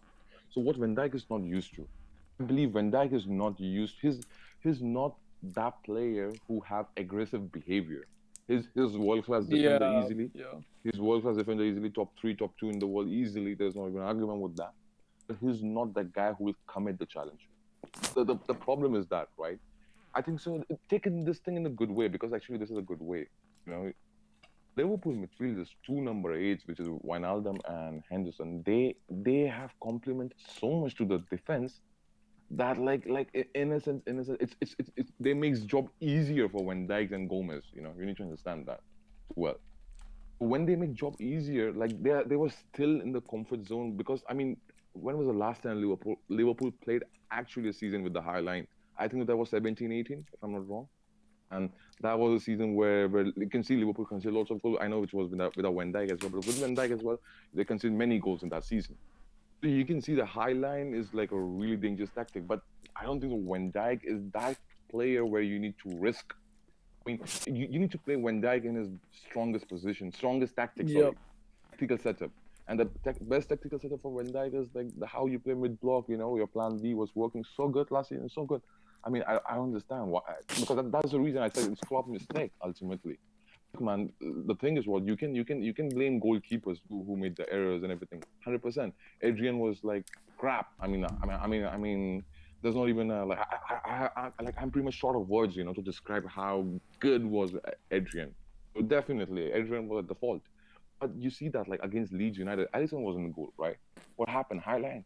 I mean, I mean, I mean, it's not, because as Salim said, like the time has changed now. That was 17, 18, 18, 19, 17, 18, and this is like 20 now, 2021 season actually. So, I mean, this is like pretty much, I believe, uh, like a flop tactics by Klopp. I don't think so. He should continue by playing like that and use your player to the strength position. For example, when Dijk is not going to leave his line, he's not going to commit tackles, come forward. I mean, he can do that with for example, or like aerially. Yes, he can win the first balls, everything.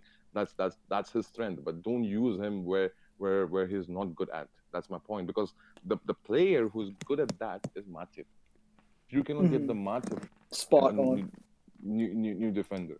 So I think that this is all goes to Klopp, and Klopp is to blame for this kind of loss. Yep. I think so. Yeah, and I think the Liverpool fans and everybody should be really criticizing Klopp, because like for me, look, man, Mhm. like Klopp is a great manager. Okay, that's not the argument. But the point is, I mean, you could have stopped this disaster class of, because you are the one to blame for this kind of loss. Okay, players didn't show up. Adrian, you can blame, for example, Trent Alexander-Arnold defending. Of course, his like, even including Liverpool fans, they know that he's not a defender right back. He's not his job is not defending, to be honest, in this Liverpool system. Let's not Yeah. fool ourselves. Let's not fool ourselves. His job is more attacking than defending. On top of that, you have Gomez, which is another down. Sorry. So yeah, man. I mean, and yeah, pretty much that's it. Like I want to say, and one more thing I forgot again, Sadio Mane. Man, I mean, you see now like how much this guy contributes to Liverpool's front three. Firmino, look, like people will say like Firmino is like a really good. I don't think so. Firmino is that good without Sadio Mane as well. Sadio Mane and Salah, I mean, they carry Liverpool, man. Like ultimately. So what we see from Liverpool, I mean, this game, I hope we don't see against Everton. I hope Klopp have learned his mistakes, learned this lesson. Sorry, and won't repeat the same error. Yeah. Yeah. So I want Salim's take on this too, dude. Like, and the two things, right? I never really liked Gomez, and one thing you can blame Klopp on is his personnel selections. Like Gomez, especially sometimes he plays Gomez as a right back, which can have disastrous outcomes. And I think he got exposed a lot against PSG away last season or not last season, but season before last in the group stage. So Solomon, like, what do you think of Fabinho as an auxiliary, like center back, partner to Van Dijk in case Matip is out, which he is out right now? Do you think that's a bad option? Because I think Fabinho is capable Yeah, as a yeah, defender. yes, yes. You saw the game against Bayern Munich. You saw the game against Chelsea. Yep. You saw how he shut down all those guys. He could play that position. I mean, there's nothing. No one can say Fab can't play that position. I mean, he could do it all. So I would not like with Thiago coming back.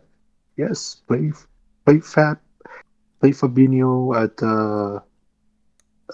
the center back position until Matip needs a match fitness. He's coming back, but he needs a match fitness. You're not gonna throw him inside a contested game. Mm-hmm. So yeah, that's gonna be a major thing. And when Matip gets match fitness, I mean you got that, and also we have to get another center back. I'm sorry, you have to bring a fourth center back because sometimes we might need Fabinho play double pivot and number 10 when we trying to break down teams that are uh, that are sitting back, 10 men behind the ball. Like we did that today against Minamino came in. Who was it? Fabinho and Wijnaldum played as a double pivot, and Minamino was playing as the number 10. That's how we scored the second goal. Then the thing went sideways because Gomez committed errors after errors. Like he was giving away the balls like nothing. True. So you Yeah. see that happens. And to you, Muntaha, Keita, when he plays as a left midfielder, he's better. Klopp, since he's been injury prone, he's been playing good. But the reason is Klopp is not playing him his position, and he's keeping him in the right midfielder position so that he can do the workhorse way. And Keita has been doing that only that. He's not going forward. He's tracking back. He's staying. That's what he's doing because Klopp is taking that away from him breaking down the midfielders and all that to turn him into a workhorse midfielder rate. And I will say he can do that, but when Henderson comes back, and the reason we do that is because we don't have a right midfielder, right wing, the right side of the midfield, because Henderson is the one that plays that position to cover uh, uh, Trenton Gomez. But when Henderson comes back, that changes everything. That helps out now. Definitely. And that's the reason I said like Hendo is like very much The, underrated yeah, Liverpool's yeah, yeah. He's the defender. leadership. He brings that leadership. He gets into the face of Firmino. He can get to the face of Mane. He can get to the face of Salah, Van Dijk, and all that. And to the point of Van Dijk. Van Dijk is not an aggressive defender. That's why we have Matip and Van Dijk when they play good. We have the best defensive in Europe. Mm-hmm. No, like you will score one goal, lucky one goal, yes. But in terms of But trying you to have break us second down, actually. You had second. First was us, man. But yeah, that's yeah, not the yeah, point. yeah. But that's not the point. The point is like the point with regards to Van Dijk is like I mean look, the problem is that like for me like when I see Van Dijk, right, when I see Van Dijk as a defender, right, I mean his like there's no argument when it comes to ball playing. I mean he's very good. I Van mean Dijk would world not class. take the risk. He would not take the risk. No, That's what but he. bro, but this is the problem. When you play high line, okay, you have to commit. Otherwise, you know what happened? Otherwise, there are like acres of space. Bro, and the problem, if you won't commit, like I can name you any world class midfielder, right, in the history past. They won't afraid to commit. You know what? When they play high line, and when Dijk is the thing is what, right? When I see when Dijk, he doesn't do that job. Matip gives you for against Barcelona, right? Like second leg, bro. How many times Matip have committed? See how many times, bro. That's insane, bro. For me, look, when I see he reminds me more of a Rio Ferdinand role. I mean, he's very good, legendary defender. Like for example, when I see Matip, he reminds me of more of Nesta, for example. All these kind of defender. So I believe both of them complement each other. If you want to go for a defender in the market, you need to go for aggressive defender, not for example a player like for example, right? Not like Jules Kunde and all these guys. No. You need to go for example, like many other like defenders, like Koulibaly. I mean, Koulibaly is like aggressive if you force him to play like that. That would be really best partnership, I believe. Yeah, go ahead, bro. Sorry. Yeah, Yeah. I mean, yeah. What I'm saying is, yeah, like Van Dijk is not like he's not gonna commit. He's a calm defender. He will try to. He's more like he will assemble the line. That's what he is. He will assemble the line, He's get very them in. smart in doing that, Yeah, 100%. yeah, yeah. He does that all that. But the problem And is the when best we thing play, about Van Dijk, you know, is what? Reading the game. And he reads the game. and I don't think in any of the Liverpool players can do that. Or forget about Liverpool. None of them from Premier League is as good as reading the game for centre back than Van Dijk. 100%. yeah, 100%. today you can see like he was trying to tell like Gomez and trying to like get in because what the, all the goals came from that side from Trent and Gomez side. They didn't target Robertson and Van Dijk's position. None of them No, but targeted. but Salim, but you, like let's be honest over here. I mean, Van Dijk is not committing, so why they should target? Because he moves back. I mean, he keep on Yeah, repositioning. that's what I mean. That's what I mean. We need. But that That's goes, why bro, we Salim, but that today. goes in the high line. Yeah. I mean, No, no. bro, What I'm sorry, sorry, saying sorry. is we need. That's why we missed Matip today. Yeah. What?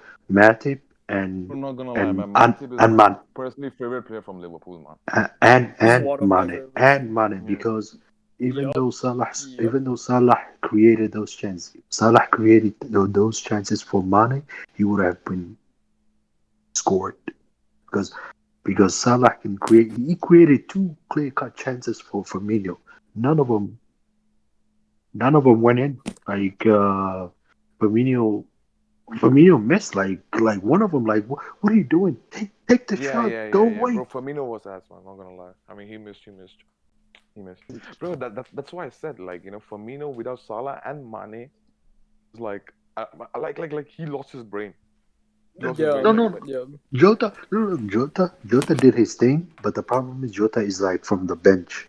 Like when you trying to change the game, that's what it. I mean, you can expect Jota to make difference. I Yeah, understand your point. Yes, right now because his second game yeah, he yeah. started, right? But he's good. I He mean, do- he was backtracking. He was doing. He's not gonna give you like what Money has, but he played his part today.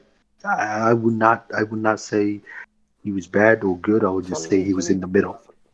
Salim, what if, right? Right? If Thiago comes, right, and he plays as a regista, number 6, and what's his name? Fabinho, because Fabinho is aggressive as fuck as well. So I mean, if he goes partnership with Van Perfect. Dijk as a centre back, Perfect. Yep. how about that? Yeah, And then yeah, you have front two is like Genie and Hendo. yeah. I Fabinho think is more I think similar to Matip than Joe Gomez is Yeah, actually, to I be think honest. I think that's what's gonna happen against Everton, and I think Well, Klopp is looking at getting a well, goalkeeper quickly as soon as possible. how long is Mane You out need a for? goalkeeper, man. How long is Man, you Mane need a out for? goalkeeper. I'm Dude, we Yeah, don't know, guys, dude, because it's guys, COVID, Because Ahmed, so we don't know. oh, it's cool. Oh, okay, okay. I Okay, didn't know. what See, it, but let's not fool ourselves over here. Let's not fool ourselves. Liverpool are Uh-huh. still favorites to win a Premier League, Yes, yes, yes. and they can yeah, they well, can walk league. hmm. Let's be honest over here. Okay, yeah, okay. I mean, there will be some challenges in the, for example, for example, in the coming games. Yes, why not? But still, I don't think so. There's any complete I team who can I pretty much challenge, you know, we Liverpool we to in we Premier League. we can also say that this is like a wake up call for Klopp. Like, hey, Klopp, Yes, you need yes, it is. like Mhm. like your tactics for Highline are getting exposed. So what are you gonna do? Are you gonna go back to the I 1819 think Liverpool. conventional? I think Liverpool are Because lucky to have the international break to sort it all because out. yeah, Yeah, yeah, exactly. and only that. Then remember, like the year 1819, he started playing hardline. Then he walked away from it and went back to his conventional line. He didn't play highline because Matip was there and Van Dijk was there. I No, but this mean, is my thing. You know what? Sorry to interrupt, Salim. This is my thing. When everything is going good, right, by playing your way, why you want to like flip and like experiment, you know, like all of a sudden, like, okay, you came in the mood where, okay, let me experiment, let me take a risk, let me go back to my original values. Why? Oh, No, that's because that's of that's exactly the reason you said, dude, is because they can walk the league ultimately. I mean, they have the ability, and they're always going to be in the title race. And at some point, it's not a terrible idea to experiment, but ultimately, this is also the risk of experimentation. You know. Bro, this is a risk. Nah, man. Like for this, you know what? Regardless of, Liverpool's were going to win the league. Still, I'm going to, bro, because it's the first time, man. I mean, come on, man. Defending champions get conceding 7 goals, and 100% blame is going to club. You can blame a goalkeeper. You can blame defenders. You can blame attackers. You can say that even the missing players. Fine, bro, but it's By the Klopp way, disaster class, bro. I can don't someone? understand why. Wait, sorry, Ahmed. Sorry, cut you off, bro. But why I you was, I was, start? Why you experiment away? Why experiment away, man? I don't understand that.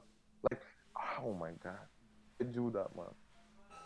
That's my thing, with Klopp. I mean, aside from that, man, he's world class manager, best manager in the world at least. Even though he lost 7-2, I don't think so that will change. So well, yeah, I'm just yeah. curious, if someone knows, when was the last time a team lost by 5 goals before they had, like, I know they lost to City by 5 last season, but that was after they won the league. When was the Red last Bulls they team, lost last 5. time a team, well, I think, wasn't it 5-0 or was it 4-0? 4-0, bro. Either way, when was the last time a team got thrashed so early in the league season and ended up winning the league? Chelsea kind of did it, to be honest. Liverpool, 1976. And Oh guess who my did it? Guess who did it? God. Guess who did it? Guess That's who did it? Stone Ages, bro. That's Stone Guess Ages. who did it? Guess who did it? But Guess who did it? history is history, Yeah. Like, Who? Yeah, guess Who? who did it? The yeah. same team that trashed them today. Aston Villa. No, but in Yep. a more like a recent sense, dude, like think about it, right? Arsenal beat Chelsea 3-0, and that's a pretty embarrassing like game in its own right, right? I know it's not 7-2, but like that's a very serious derby for Chelsea fans, and I mean to lose to Arsenal, a team that's really bad in this decade, Uh, 3-0, look, you know. the You know, reason you know what why. the problem will be for other And teams. Chelsea wanted on to win the league that season. 100%. Yeah, but go ahead. But you know what? You know what? What's the problem with the other teams now? They get carried away. Oh, Liverpool lost 7-2, and like you can come with any plan and beat Liverpool. I mean, if the other teams get carried, for example, Arsenal fans they get carried away, Chelsea fans they get carried away. In fact, City fans they get carried away. United fans, I mean, That's could be that's a the biggest major. mistake you will do. That's the biggest mistake you will do because right now the next game Liverpool will try to make a statement, regardless of against whichever opposition they're playing. See, And they have the the international cool thing. break too. Yeah. Oh They will yeah, get the but rest as well. the cool thing, well, I mean, at least for me, the cool thing is all these top teams has been like, embarrassed and smacked up to some degree in the Premier League. Like, look, we saw City to Leicester, we saw United to Tottenham, we saw Liverpool to Aston Villa. To some degree, we saw Tottenham to Everton because Everton dominated them. Sure, it wasn't on the scoreline, but they were still dominated by Everton. And we saw Arsenal get pimp slapped by Liverpool. So I think this is really good for the league to have such, like this type of nature in the division. I'm not saying it's Premier good to League is have your different, reigning man. champ. I'm not saying it's good to have your reigning champion lose 7-2 to a nearly relegated side last season, but other than that, I think it's been pretty good for entertainment sport wise. My point for like when I'm watching this game, right? I'll just finish off over here. I watched like this game, right? Liverpool versus Aston Villa. I believe that Aston Villa played pretty like okay, nice, decent football. Yes, I give it that. Like they will look so good. It was Liverpool to blame themselves than Aston Villa playing that good. You understand the difference over here? What I'm trying to make a difference. For And you can example, see the game uh, whenever the moment Aston Villa had the ball, they were looking up, see the high line, boom, cross. and that was clearly tactical disaster class. Yeah, Klopp. So it means that Liverpool themselves they shot on the foot because this is what look. I'm not taking anything away from Aston Villa. 100% Aston Villa played really world class no. football. To They be honest, they played their tactics right. Aston Villa got their tactics right. They said Liverpool are going to play high line. We're going to target the areas, that area, and they were right to target that area, and they paid them off. I mean, a And I lot don't of they've know people who's been have the targeted. manager of Aston Villa, but kudos they've to been him pretty good all because season. because he might have studied the Leeds game a lot. I'm gonna lie. He did Oh his yeah, homework really well. well, not Leicester. Everton and Villa are the only undefeated Premier League sides left. There's already like 3-4 games into Really? the season. They're the only, Everton and Aston Villa are the only teams Yeah, undefeated. because Spurs got beaten by Everton on the first game. Yeah, Yeah, that's in true. fact, Everton won all 4 of their games, and Aston Villa won all 3 of their games so far. So they both won all their games. I mean, they're not gonna win, but that's a huge statement, actually, dude. I mean, that's a huge statement by Carlo. I mean, if Carlo Everton gets top Premier League champions 2021, calling it right now. no, but Salim, dude, I'm telling you That'd be right funny. now. I'm telling you right now, dude. That Everton Liverpool Clip game this, is Pablo. ending 0-0. Oh, I That have Clip Everton it, Pablo. Liverpool Yeah, game you is got ending it. You 0-0. got it. If it I don't think we'll end 0-0, but it depends on what club does. It depends on well, what club does. Bro, honestly, Because Klopp, Merseyside derby is always dead. no, it's not that. It's not that. Facts. It depends on what club. Because club, I don't know why he does this. He doesn't play the front three together. He has never done that in Everton against Everton.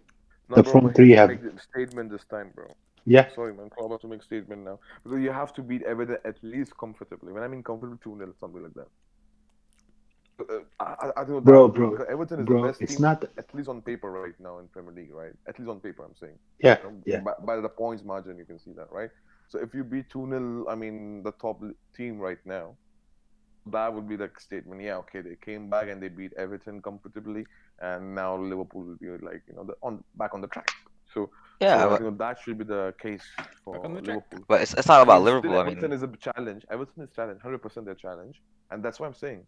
If they beat 2-0, that's impressive for me. Ancelotti, I think, wants to make a statement too, heading into this game. I wouldn't be surprised if Everton, because this is Everton are trying to prove themselves this season. Like this is their Ahmad, a they have couple to years they've been react. working towards. Ahmad, but Liverpool have to react, bro. If Liverpool have to Liverpool don't react, react, bro. I mean, if Liverpool look, have to the problem react, is but that. I'm telling you, yeah. What's the Go ahead, problem go with ahead. that? No, go ahead, Complete your statement. Okay, so And go Everton ahead. is a team I'll that's let been you. signing. Everton is a team that's been signing players. They've been building up for this league for this specific Yep. campaign. And when it's time to face Liverpool, which is arguably typically their biggest game of the season at home to Liverpool, they're not gonna lay down easily. Yeah. I mean, even dude, last like, season, Liverpool couldn't beat Everton in Goodison Park. You think it's gonna be? I'd be surprised, honestly, if Liverpool win comfortably. Like I would it's be gonna end surprised. 0-0, dude. Like because That's after what I'm this, saying. That's the statement. no, and after this, dude, look, let's be honest, dude. Everton is gonna come with a defensive plan for that game, 100%. And after this result, dude, Klopp is gonna I agree with Salim. He's gonna go back to the 18-19 more practical game plan, dude. And And that he's game is gonna gonna come unleash. soon. And Oh he's my gonna God. unleash. Unleash. He's gonna unleash them midfielders. If he does that, bro, I don't know how you're gonna stop Liverpool No, but from dude, that. ultimately Everton can, dude, because I mean, ultimately, like, dude, this is gonna be a scrappy I'm game. There's gonna be lots of fouls, when I and say it's the gonna be 18, 19, 0-0 I'm talking night. about that counter pressing, giggy pressing, not the high line. Like the midfielders will make your day live in hell, like that. Like yeah, you know how like they made 18, 19 teams like live No, in but hell. what was the scoreline? In I believe it was 0-0 in Goodison Park that season.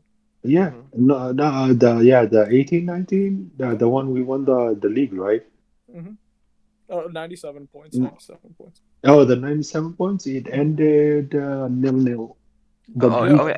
we And we beat also, them at Anfield, but they Anfield, ended 0. and I still believe you will, but at Goodison Park, dude, I just I feel just like 0-0 is the uh, game. I think we can point out the fact that Everton don't have any European football at all this season. Thank you. Thank you So for mentioning the moment Everton pulls up a top four finish or a title race, bro, I'm calling like I'm not saying they're gonna win the league, but in a season where it's condensed fixtures for all these big teams and Everton's on the up and coming and they don't have any European fixtures, I think this is the time where they finish top four. No, that's a very good point. So I want to like build on that. So does anybody have like any final thoughts But on you the have two to games? we have to understand that we're talking about Everton. I know Everton, man. Like I'm a Liverpool fan. I know Everton. Like Everton, these people I Well, know that's them, my man. point. So With regards so to Everton, Salim, I'm not yet confident with them. Like, they will make top No, four. Same, so Salim, bro. you're They. same. I mean, we can't. It's wrong to be confident, but Salim, with the way I'm Everton has not. been playing, and the It's way not. that the It's not, top six has been so shit, you bro. think it's Bro. far Bro. out of the imagination to say they can finish top four? Bro, remember when It's the not year our they finished? imagination. Remember? No, no, It's no. not. Remember the no, no. Remember the year they finished on top of us? They had more. They started so good in the season. Remember, this is not a marathon, okay? This is not like trying to reach like a 10-minute finish line. This is a long 34 games left. We're gonna be playing 34 No, games. that's the thing. That's the thing because like for next 34 games, 35 games, whatever, man. I mean, Everton have to at least win 15 more games and get at And least I 10 know, draws, something and like that, or more than that. I know, yeah, I know everything from the top to bottom, man. These guys always start hot, and they feel like, But Ancelotti's Yep. the difference this time. I mean, maybe. We'll see. bro, it's Everton. They have like Coleman, man. Coleman, who's like, come on, man. They have good managers, bro. Koeman You gotta, flopped, bro. Koeman literally flopped. yeah, yeah. Not cool. I'm not For saying me. Hmm. I'm not saying Ancelotti will flop, but I'm saying I want them like number two or number three. I'll say 4 or 5. They might finish 4 and 5 I mean, well, honestly, for them finishing top four after it would be an amazing season with the way things have been. No, but because, like okay, for, bro, for for me, like if my prediction is there, like with winners, it's clearly Liverpool. There's no argument. I believe, like for me, like this might be unpopular for you guys. Can Man City really finish second? yes, they That's the can. question. They City, can. City Depends are on I iffy, don't what. bro. know, They man. I can. don't know, man. No, no, But no. I mean, Man City Depends. can finish Depend. third. No, no, no. Depends on one thing, though. One thing. One thing. If one of those players steps up and start acting as a leadership, start start taking over leadership. Well, I I mean, got. okay, so I mean, yeah. Go ahead. you think I think Pep's this season, especially with the fixture congestion, is going to be under a lot of pressure to do well in the Champions League. So I don't know. Maybe he might like when it comes time to play those a lot of Champions League games. You think he might rest a lot of players for the Premier League, which could harm them in the Premier League? You think that's a possibility? Yeah. Because bro, like for me, right? Like he have to rest KDBs and all these guys for Champions League games. Ultimately, I don't think so. Bro, Still, Pep will still never out do of that, reach. man. No. But Salim, listen to me. I don't think it's out of reach for City to challenge for the Premier League. No, it's not out of reach. They can. The thing is what? Okay, let's by December, if City is struggling, by December, there is no way for pushing for Premier League. For Man City. So that's the reason I can see Man City can finish third instead of second. You know what? You know what? And for to happen, like if you want that thing to happen, Chelsea have to also show up because Chelsea cannot drop the points here and there, and then win by 4-0, then drop points here. No. Chelsea have to be consistent as well. That's I my don't think point. it's Mm. well. It's not just Chelsea that has to be consistent. I think it's all these teams need to become more consistent. But you Leicester, cannot trust Arsenal Everton. ultimately. But Ahmed, you're gonna trust Yeah. Arsenal, so you're gonna say Arsenal become consistent. So that's out of equation now. Uh, So now I mean, which team you have? You have Spurs. Okay, let's see with Spurs, man, because I'm not buying it completely. I mean, yeah, I know. I mean, Mourinho's a great manager, but as see, a team, let's see how they will integrate Gareth Bale well, and see that let's see where are they by Christmas. that's the problem right now. So many of these teams are either on the uptick, like they're building up, like Everton, Mhm. or they're on the downturn, like Arsenal, and they're trying to build back up. Like all these teams are trying something. All these top, you can say top 8 of the Premier League. If you include Everton and Leicester, if you really want to do that. Most of them are transitioning somewhat, except Liverpool. That's why Bro, Liverpool United, are so bro, much you know favored to what? win the title. You know what? I can't see United making top four, to be honest. Not Uh, under not under Ole, dude. Not under in, Ole for sure. I will laugh when they don't make Europa League. I mean, as per the current situation, it's look highly unlikely as well for Europa. As per the current situation with United, so we Hmm. don't know what can. Bro, look, man, Spurs. I mean, Spurs have a strong chance to finish top four, man. Okay, Hmm. Everton, yes, they can. Top six is possible. Highly likely Everton for top six, yes. Okay, now you have Chelsea's. I mean, because it totally depends upon Chelsea now, how much fight they can give to Man City and Spurs, For example, for fighting for second spots. Because for me, look, man, Man City is dropping points, then Chelsea, Chelsea should go toe to toe. Actually, the title race is between Chelsea and Man City for second spot. Liverpool are, I Hmm. believe, favorites. Then you have for second Chelsea, Man City, and for fourth, Spurs, I believe. Yeah, and Well, actually, dude, Everton. Lampard is actually starting to figure out. I think this Chelsea team. He started a better formation. Yeah, I mean, I know 2 of their goals were penalties, whatever, dude, but he started a better formation. He started Werner as a left inside forward, which was really smart. Starting Havertz behind the striker, and he played a double pivot, which was like, Jorginho still played, and I think long term he's going to become like he's kind of a liability, but I think it's a better setup for me for Chelsea. Mm-hmm. I still think Chelsea's going to improve over the course of the season. So. The only problem with Chelsea is that unnecessarily away games they're dropping points. Unnecessary. I mean they cannot defend the lead. That's the problem. That's the problem with Chelsea. If they start learning how to defend the lead, I mean they can make second spot. Well, I mean, we haven't really Second seen spot. Chelsea Oh. at their highest point yet. We haven't really seen Hakimi. We haven't or Hakim. By the way, haven't seen. Leeds is there as well. Don't forget Leeds United. Oh You yes. don't know. Can they finish top 6? My Bielsa. But dude, I don't. Dude, but Leeds were. Dude, I mean, I don't know everybody. Top 6 maybe, but definitely not top 4. I think not even top 5. Not even. Bielsa made top 4? No. He's not. Oh not. my Dude. God. Guys, He's the don't. most demanded manager in the world. Guys, don't, dude. That's not even a possibility. That's not. Like, Yeah, okay, let's. No, that's what I'm saying. If he 6 made max, that, 6th max, 6th max. Top 7 is I think Europe because that's Europa spots. Those are the 7th or 6th max, dude. Not more. Because see, here's the thing. I mean, even let's be honest. If he finishes 6th or 7th with a promoted side, that's an amazing season either way. Yes. But I don't know, bro. Leeds, I don't know. I just love the attention. It's just amazing. I think for anyone to see a team that hasn't been in the Premier. How many years has it been since they were last in the Premier League? If anyone knows, for like to come back with such a strong force, and they did really well in the Championship last season. It's as if someone's playing a FIFA Road to Glory career mode save. Yeah, that's how Leeds are playing. And I can't wait to see just how well they do this season. Because again, they don't have any European fixtures, which this season is a big deal with the fixture congestion. Okay, so I want to see Leicester. Oh wait, I'm forgetting Leicester. Do they have Europa League fixtures? I think so, yes. Leicester? Because they always Leicester always struggle when they have European fixtures. That's the thing about them. So we'll see how they do. Man. They might give top 4 fight to Spurs. I mean, they will. There's no doubt. They will give a fight. But Leicester's one of those teams that always, just like Burnley did, when Burnley first made the Europa League 2 seasons ago, and they shit the bed the season after when they were in the Europa League. This is one of those cases. Leicester they don't do that well for whatever reason when they have European fixtures. They just can't manage it or squad or whatever. But we'll see this season. Yeah, we have seen that. I mean, to be honest, man, don't sleep on Leicester as well because they were a really good side. That's true. Yeah, Leicester's really good. You told me don't sleep on Atletico, and they drew 2 straight games.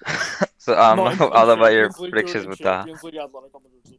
Oh yeah, we're talking about La Liga. We're talking about La Liga. There's a different story. Bro, I'm sorry, but Atleti. I mean, bro, that team is not built for winning. By the way, Pac just put in the chat. It's 16 years according to him. So that's just to clarify. Bro, it's criminal that Atletico Madrid are in the Champions League. I'm sorry, man. Bro, you seen what they're doing in La Liga, people? I'm sorry, people who are gonna watch these and listen to these podcasts. I'm sorry. If you slap yourself if you tell me Atletico have any right to be in the Champions League. What they doing in La Liga is criminally disgusting. Also, dude, no, you're that's not true. What's so disgusting, bro? Dude, they're built to like beat better teams. Like I mean, it's just not. Yeah, I don't. Bro, they're the cancers of football. And that's a Liverpool fan talking. Bro. Your fan base is cancer. Man. I don't think you have room to talk about what another club does playing wise. Bro, it's cancer, bro. It's cancer. No, but bro, ultimately, you need sometimes, this goes Ahmed, really well Ahmed, let's not be a hypocrite and talk about other people's fan base. I can bring out the dirtiest of Madrid fans. I don't want to do that. Bro, I don't want to be... There's dirtiness everywhere, but there's one fan base known across... There's like Philadelphia Eagles fans, I'm one of them, I'll admit. But let's talk about, when we talk about football, or we talk about soccer, whatever you want to call it, there's one fan base that always sticks out on social media that everyone... hates for a very specific reason, because they're intolerable, annoying, and assholes, and we have people like you backing this fan base. Footballing opinions, bro. This is not about fan base discussion, bro. Let's not deviate from the main topic. Let's not go there, bro. I can bring out. Liverpool fans wouldn't want to go there. That's for sure. Let's not go there because we clearly know the one who. I don't even want to go because I have so many of them, and I don't want to talk about. Because hypocrisy is everywhere these days. Let's Okay, move so on. I'm gonna go down the panel, and everybody give me like your top four prediction, very early prediction for top four, like in Premier League. So Okay. Muta first. Oh, my prediction first. Oh, okay. Obviously, Liverpool winner. Mm.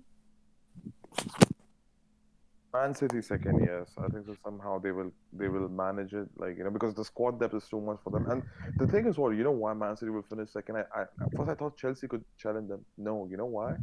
Because Man City have the best goal scorers. Like look, like overall, if you see the attack, including the depth, Man City have the best, not in the just Premier League in the Euro.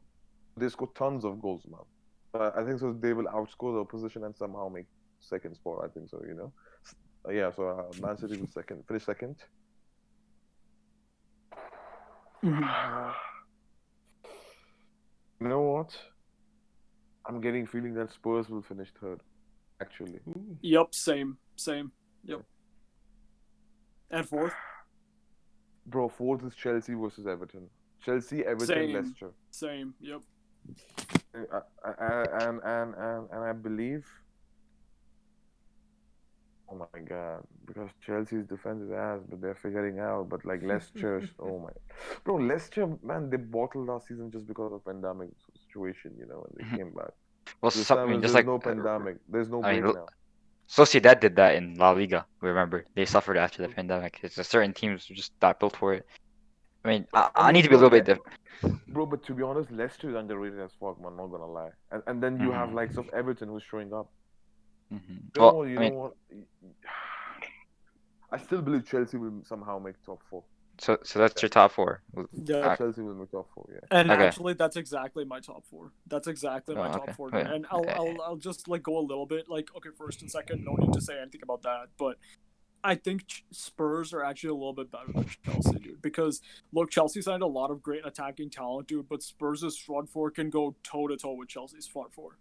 And I think because of Mourinho's coaching, their defense is just a little bit better. So like in my opinion, Spurs third and Chelsea fourth, but it's gonna be close. Okay, yeah. So Pablo, what's your top four? Yeah, the same. Okay, Well, I need. There's no really room I need to. for. No. Okay, I need to be a little different. Okay, first Liverpool, second City, third Arsenal, fourth Everton. Everton. Okay. Arsenal. We have to be a little different. Okay, look, here's my argument for Arsenal. Arsenal as a team, ever since like the last month of last season, I'd say they've been climbing up. I mean, look at Arteta, bro. He's not only been doing it in the big games, but he's been doing it consistently. And sure, it's early doors in the season. Based off what I've seen this season, judging the teams of how they played this season, Arsenal have been one of the better teams. Sure, they lost to Liverpool, but that's Liverpool at Anfield. It happens. Most teams lose there. And not everyone's gonna not lose there. And then Everton, based off what we've seen, obviously so far they've been the best Premier League team, I think, so far. So I'm gonna be optimistic and put them fourth. Obviously, that's a very optimistic prediction. You can actually. Then City being second, everyone expects that, and Liverpool topping the league. I don't think there's many people that won't put Liverpool top of this league. Okay, Salim, what's your top four? Salim, tell us. Oh yeah, and my top four. What is it? Us, Liverpool. Still believe we will win the league. Second, Man City. I still trust them to finish second because of Pep Guardiola and the squad they have. So yeah, let's not kid ourselves. They have a world-class players. Like some of their players are like top shape, and they're all world-class players. Third, I'm gonna put Spurs. Sorry, I'm gonna put Spurs because the way they're playing. I mean, people talk about oh Chelsea bought all these. Bro, if you look at it, Spurs are more complete than Chelsea. Yep. The back line, the midfield, and the attackers, they all complement each other. And I will put fourth. You know what? I'm gonna throw a curveball. I'm gonna say Arsenal because of Arteta. Nice. Because of Arteta, the way. And fifth, I'm gonna put Chelsea. Six, Everton, and people are gonna say why six Everton. They might have, bro, Leicester because they're suspected at everything, bro. They. I don't trust them, bro. Brandon Rodgers, come on, man. Are you gonna talk to me about Brandon Rodgers, the Bro, guy but I come on, know? man. Beating Man City at home at their own crib is like a statement, man. Bro, Yep. bro, Anyone what? could be a city at Wait, their wait, crib. one thing, dude, dude. You're Nah, seeing nah, why, nah, nah. no, That's but you're seeing why, dude, Leeds have no chance to make, like, I mean, like, top five at all. I mean, you're seeing now why Leeds have no chance of making, dude. Dude, Leeds weren't that good yesterday. Let's be honest. Yeah, Okay, and the reason Leicester, I would say Leicester and Everton and Chelsea would all fight for that position, but I say they will finish in between. So how about Chelsea United, will. Salim? Be eighth, bro. I don't even want to talk eighth, bro. Until they fire that manager, and they ship that 87 million fridge to Greek. Bro, they should look. Man United fans, please go online, start a petition, go talk to the Greek authorities, say please The take this Greek. guy and please put him in a prison for 2 years and don't let him out until that's the best option they have, man. No one is gonna buy that guy, man. I don't think even League One teams in EFL would not buy him, bro. They wouldn't Bro. even He's be a able fridge, man. to. Well, I mean, I'll admit he's been shit right now, and it's not like I like him. I hate him, but I feel like there's gonna be a coach, like either it's gonna be a United manager, or he's gonna go to like Burnley or some shitty ass club like that, and get a coach that can actually take advantage of him. Just like Brendan Rodgers did it. Look how great he looks for Leicester. Look how great he looked for Gareth Southgate. I think it's sure Well, he's been shit. There's no excuse for being a literal fridge on the field, but I think he'll bounce back, eventually. Maybe Yeah, I'm not no. gonna say he's not gonna bounce back Bro, to be world class. I mean, bounce back to bro, be a decent defender. bro. I'm 100% sure the Leicester board will tell you we sold this. They will tell you honestly. The chief of staff even will tell you this guy didn't. It was not $87 million. They will tell you. Well, yeah, And I mean, we live in a modern age where, I mean, players' values is based off of, just how good are you at negotiating. You have a team like Leicester that's good at negotiating. You have a team like United that's shit at negotiating. So he ends up getting priced at 87 million. That's what so it's about. These and days, it's not about actual value. and the reason why I don't put Everton at top four because this is one thing you need to understand, everybody, is their fucking dinosaur hands goalkeeper. Until that dinosaur hands goalkeeper is there, I'm sorry, they're not getting top four, man. Hello, can you hear me? yeah. Keep no, going. Sure. Salim, we can't hear Yeah, yeah. you. I mean that dinosaur goalkeeper. I'm sorry, Everton fans. You could come after me. I'm a Liverpool Dinosaur fans, goalkeeper. Five but of them. Bigfoot. bro, that dinosaur hands is not. I mean, Dinosaur. yeah, T Rex. Those T Rex hands Uh, are not gonna save you, man. You saw what he did against West Brom. Was it no? Was it who was it? Brighton. Brighton. Yes, they played against Brighton. You saw what he Dude, did. I want to know. I want to know how much this guy benches and curls, dude, because his arms and hands are so weak, man. Oh my god, dude. Like even like the most simplest shots, he like Yeah, messes up. bro. I'm pretty 100% sure he has nudes blackmailing oh Southgate. God. I'm sorry, Everton. You're not gonna go anywhere. It's the truth. It's the No, real truth. Until this guy with those T-Rex hands, it's not gonna get you anywhere. Sorry, you're gonna finish fifth or sixth. all That's my right. top. That's my top four. I think Arsenal will get in top four because I'm pretty sure this year they don't have to worry about a lot of things. Arteta is making them play good. Even when they play against lower teams, they used to fold. They didn't know what they You were know, doing. They Salim, I want they to. Actually, I want to interrupt you. Sorry to say that. But like after a long time, right? I think the Premier League has been that interesting.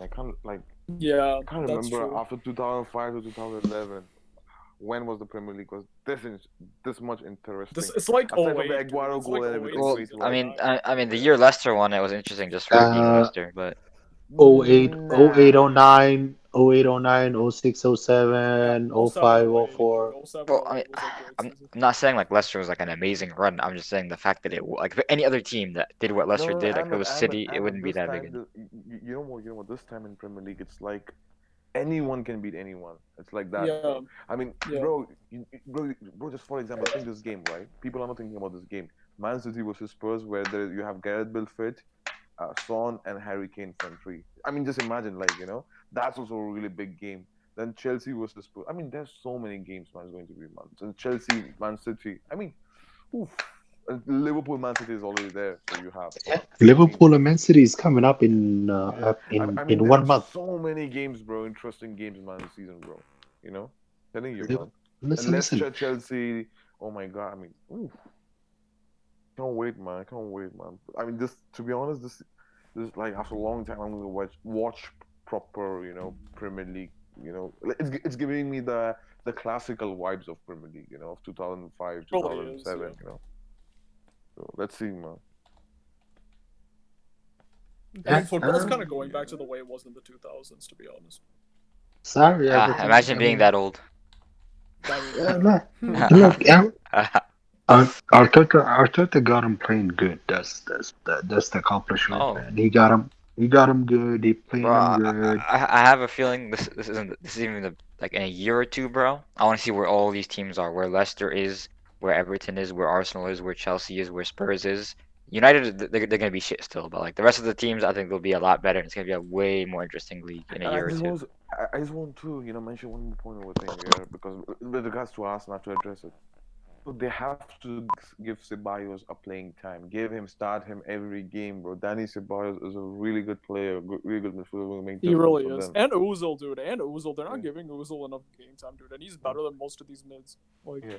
Please give because these players will make a difference attackingly, man. Yep. Will be like, bro. Look at how good like Ceballos was when he came in second. I mean, even Liverpool. I mean, came with like a nuke on them, but you can see some of the balls he gave it to Lacazette and everything, or some of these players. So I mean, please start Ceballos, man. all right. So now we're like kind of going on to our final topic, which is like our poster child topic, which is the Champions League draw. And I think this is going to be super interesting. But what Ahmed made a really good point of was that he said that Everton don't have any European fixtures, and that's going to help them stay fresh for the rest of the campaign. And I can't state enough how pivotal that could be, because I'm gonna just lay out the schedule right here, right? So we have the regular season, everybody's respective domestic cups, Europa or Champions League. On top of that, you'll have international breaks to get qualifications in, and then the summer is going to be the Euros and the Copa America as well. Then you're going to have immediately the next season starting 21-22. And then then I think is the only proper summer, because remember, the World Cup is not in the summer of 22. It's actually in the fall/winter of 22 in Qatar. So you're pretty much, all these players are not going to get a significant or proper summer vacation. And that's going to create so much fatigue. What you saw today from Bayern, Liverpool, even yesterday from City, expect to see more of that. Expect to see more of unpredictable results, because fatigue is really going to kick in, and squad rotation is invaluable. So, I feel this Champions League, as well as next Champions League, potentially can be one of the most unpredictable and exciting Champions Leagues ever, because the margins between these teams are going to become closer and closer as fatigue starts to mount up, as injuries start to mount up, and COVID as well. Players not being able to be available because of becoming sick and all that stuff as well. So it's good. It's highly unpredictable, and anybody can win. Of course, Do you think this is the Liverpool, season of the underdog? it can be, yeah, because Bayern and Liverpool, yes, they're the best teams, but anybody can win, especially over two legs and with the away goals rule. I mean, it makes it extremely unpredictable. I mean, it would have made it even more unpredictable if they had single leg knockouts, but I mean, it looks like it's gonna go back to two legs. But if they had They single officially leg knockouts, it's announced it. anybody's game. Yeah, yep. So what's gonna happen is this, right? So to round this off, we're gonna go down group by group and do a brief discussion, heavily moderated discussion of what each group is gonna bring to it. So, Group A is the most high quality group, and it's the closest thing to a group of death in this Champions League. I know their groups seem Group pretty clear A? cut. Yep, and it seems like pretty Yes, clear for cut sure. as to who's gonna go through in terms of first and second.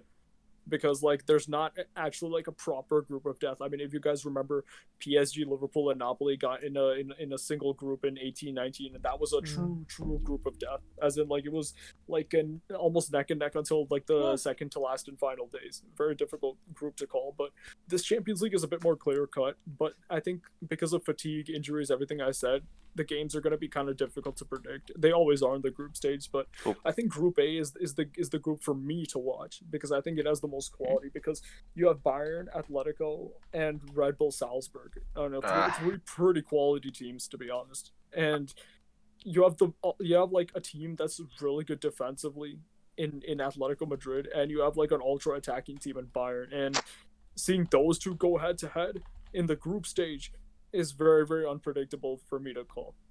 You know, I don't know about it being the most interesting group. I think I'd put Group H and B ahead of it, to be honest. Like sure, Atleti and Bayern Munich are like really strong and really different teams, but you compare it to the quality and like competitive of Group B and Group H. Like I know United is shit for Group H. That's obvious, but and when it comes to Champions League, you expect them to raise their game, and you have two semifinalists. You have two Champions League semifinalists in Group H, and you have a Champions League finalist, obviously PSG. You have a Europa League semifinalist, and still Manchester United is still a big name. And then you have a team that's trying to achieve in Europe, like Istanbul Başakşehir here. It's like their first. I think it's their first season in the Champions League, so we'll see how they do. And then in Group B, you have teams like Mönchengladbach, you have Inter Milan. Inter Milan's way stronger than last season, so I think those two groups for me are a lot more interesting than Group A, at least to me. So who's gonna finish like top of the group in Group A? And what do you think is gonna be the head-to-head between Atletico Madrid and Bayern? Anybody has the floor, Muta. What are your thoughts? Muta's a little busy. Yeah. All right. So like, I mean, I think Atletico Madrid can beat them. To be honest, dude. Like, I mean, from what I've seen of Bayern, the way they're conceding goals, I think going away to Atletico Madrid is going to be extremely difficult for them. I think they'll get the job done in the Allianz Arena, but I think away Atletico is going to win. But it's actually the consistency against the smaller teams that's going to make the difference, dude. Because I don't trust Atletico against Salzburg. To be honest, they do struggle against weaker opposition. And I think Bayern, because of the goal difference and the points against the weaker teams, Lokomotiv Moscow and Red Bull, I think they're going to finish first, and Atletico's going to finish second. Let's go on to Group B then. So I'm gonna like go into a little bit more detail on Group B and like what do you think of Real Madrid versus Inter? Okay, so more so, I think it's the scope of this group is bigger than just Real Madrid versus Inter Milan. It's I don't know. Once again, I don't know how many seasons Mönchengladbach have been in the Champions League, but last season they impressed in the Bundesliga, and I'm pretty sure the last time before, obviously last week, that Munich were defeated in the league was it to Mönchengladbach, I think. So they're a team that can show up. They're a team with a lot of quality and a good tactical manager, and I feel that this season they're gonna pose a lot of problems to Inter Milan and Real Madrid in the Champions League. And then Inter Milan, we saw how good they were last season. Sure, they flopped in the Champions League group stage, but in the league, they managed to push Juve to second, which for a Serie A team is getting second is basically like winning the league. And then in the Europa League, they made it to the final, and they lost to a team that pretty much owns the Europa League, so I don't blame them. So I think Inter Milan is going to be another, obviously, front runner in the group. And then Shakhtar Donetsk, I mean, sure, they are league champions. They're a very prestigious team when it comes to Ukraine, and also made the Europa League semifinals last season. And out of the top four teams, they're probably one of the better ones. And then obviously you have Real Madrid. So I think it's going to be a very competitive group where any of the four teams. Here's the difference between this group and like Group A. Group A, you have two teams, Atleti and Bayern Munich, that 90% of people are going to say are going to finish top two. This one, I think there's more leeway. You can say Madrid, Inter Milan. You can say Madrid, Mönchengladbach. You can see Shakhtar sneak into second place. You can see different teams go, and then also the fight for Europa League. For Shakhtar and whoever finishes fourth, that's going to be another big fight that keeps the group entertaining from first match day all the way to the end. That's why I think Group B is the group to watch. And then for predictions, obviously I haven't really. It's still early doors in the season, so we haven't seen too many of these teams play. But I feel Shakhtar is going to finish fourth, and then. It's tough. I think Mönchengladbach third, Madrid second, and Inter Milan to top the group. Yeah, and here's the thing, right? Real Madrid probably might struggle against Inter Milan because Inter, like, regardless of their have a very aging team or whatnot, Madrid don't really have the firepower that they used to have. So scoring goals against Inter Milan is going to be proved difficult.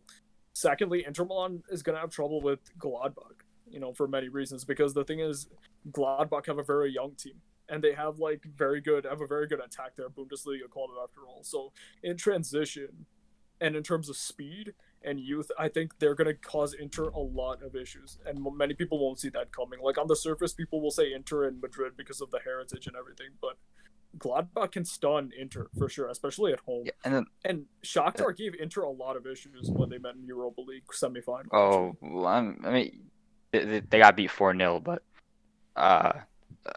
but in terms of this group, I think what makes this group really, it's unlike last season. Like, for example, last season Madrid got knocked 3-0 in the opening game. Second game they drew to Club Brugge, if I'm not mistaken. There was still not that much pressure on them to perform because the group was so weak. This time, any team, whether it be Madrid, Milan, Shakhtar, one slip up and you're immediately under pressure to perform in the group. Like, there's not a lot of room to slip and to say, oh, we'll leave it till next game. It's not like, for example, Liverpool or Bayern Munich who have room to slip. You get what I'm saying? Like, Madrid or Inter Milan, if they draw one game or they lose their opening match, they're already under pressure. Like, the pressure is there. The next game automatically becomes a must-win for them, which is why I think this group is the most entertaining and interesting group of the 8 groups. I mean, okay, so then, I said a lot of issues. I meant to say lack of issues. Yeah, never mind. Sorry about that. So, Group C. So, dude, this is, Pact, if you want to, give a review about this group, I think City's going to finish first. I think it's pretty obvious. Whoever finishes second, is probably going to get knocked out in the round of 16, so I don't want to really say, much about that. Mr. PM, Mr. Prime Minister. Yeah. No, so nothing? Okay.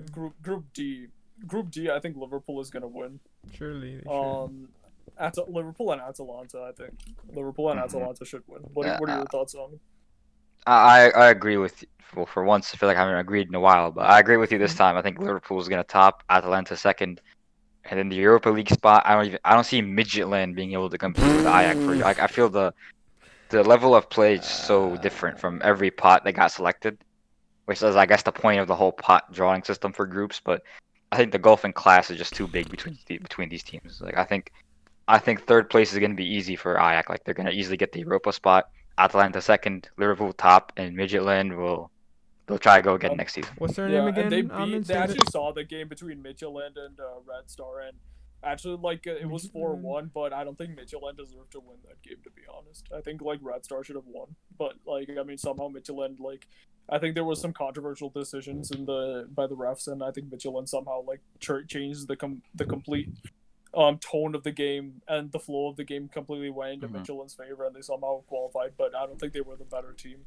So, I hope they get knocked out because I really don't like them. So, let's go on to Chelsea. See, Sevilla, Chelsea, Rennes, and Krasnodar. Okay, I think it's pretty obvious who's going to make first and second here, too. But it's the order, right? So, so who's going to win the head-to-head ultimately? Sevilla. That's what's going to matter. I think Sevilla will get first. I think Sevilla's, because, I remember having a similar conversation last season around the same time, and I said Valencia will get over Chelsea. And with the way Sevilla have been playing this season, and just for the fact that Spanish teams are just inherently superior to English teams, especially in the group stage when it comes to Europe, I definitely back Sevilla in a group like this to do the business to get top. Chelsea second, and then I think once again the battle for Europa won't be too entertaining. I think it's going to be Rennes all the way over Krasnodar. Okay, so Group F, I think, dude, this is gonna be a Haaland stat padding session. I got Lazio, Zenit, and Club Brugge. So Haaland is gonna stat battle. Haaland can finish top scorer in the Champions League by the end of the group stage. Not in the whole thing, but in the group. I think I can see him scoring 10 goals over these like 12 It's games. To be honest, it's a dead group, to be honest. I think it's the I think it's the one I'm least looking forward to. Yeah, I mean Dortmund just sweep it, dude. Like, I mean, they're actually like quality wise. I mean, they have an atrocious manager, but quality wise, they're far ahead of all these teams, including Lazio. To be honest, like, I think Lazio is gonna get exposed in this, but they should actually make the second spot. I mean, honestly, like, because well, Bruce and Zenit, I don't know about them. Group G is the one the press is gonna talk about the most because of Messi versus Ronaldo. It's a mockbuster of El Clasico. It's not the true Clasico, but it's a mock. Oh my god. Well, I wouldn't call it mock or whatever the big word that you just used. I wouldn't call it that because, like, sure, if it wasn't for Messi and Ronaldo, this group would just be a straightforward dead group. Once again, the top two who it's gonna be. Yep. But I think it's rightfully so. It's a big deal. They haven't they haven't faced each other in a couple of years, and it could be the last time. And I don't know. I mean, you guys are pretty. I'm being like genuine here. You guys are older, but to us, like the younger generation, that have been watching football for. I've been watching football for maybe 6-7 years. Everything I know is Messi or Ronaldo. Like Messi and Ronaldo is all we know about of football. They've always been there. It's strange to even think of football without them. So to think about this, I think this is rightfully so a big deal to have two matches between Messi and Ronaldo, and I think it'll be very entertaining. Who knows? They might meet again, like later on too. I mean, presumably if both of them like advance, they might meet later on as well. So it might not be the last time. It's possible. It's very much possible. But obviously they're going to sell it as the quote unquote last time, so they can get more viewership. But it still could be the last time. Like it's possible to be the last time, but we'll see.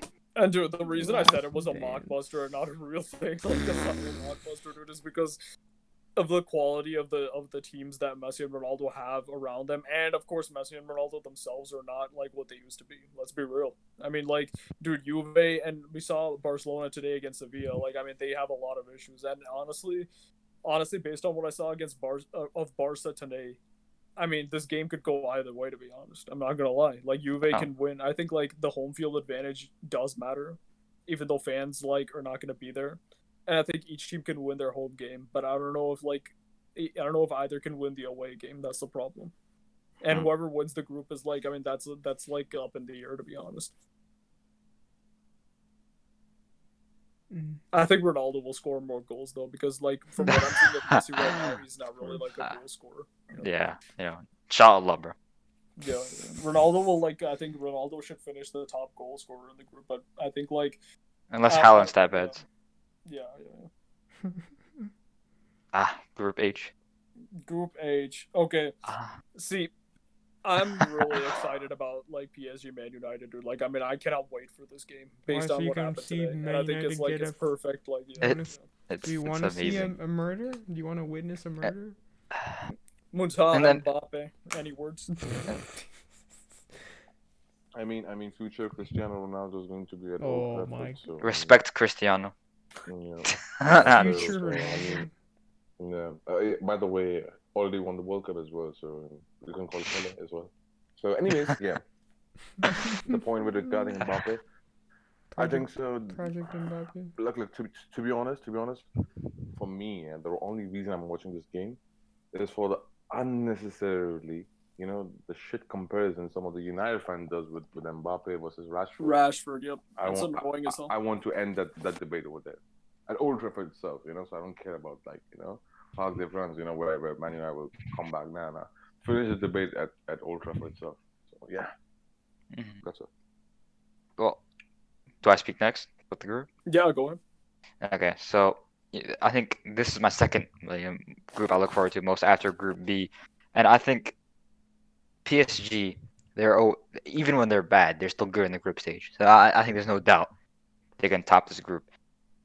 Second, bro, Leipzig, we saw them last year in the Champions League. They're the type of team that can definitely cause United problems.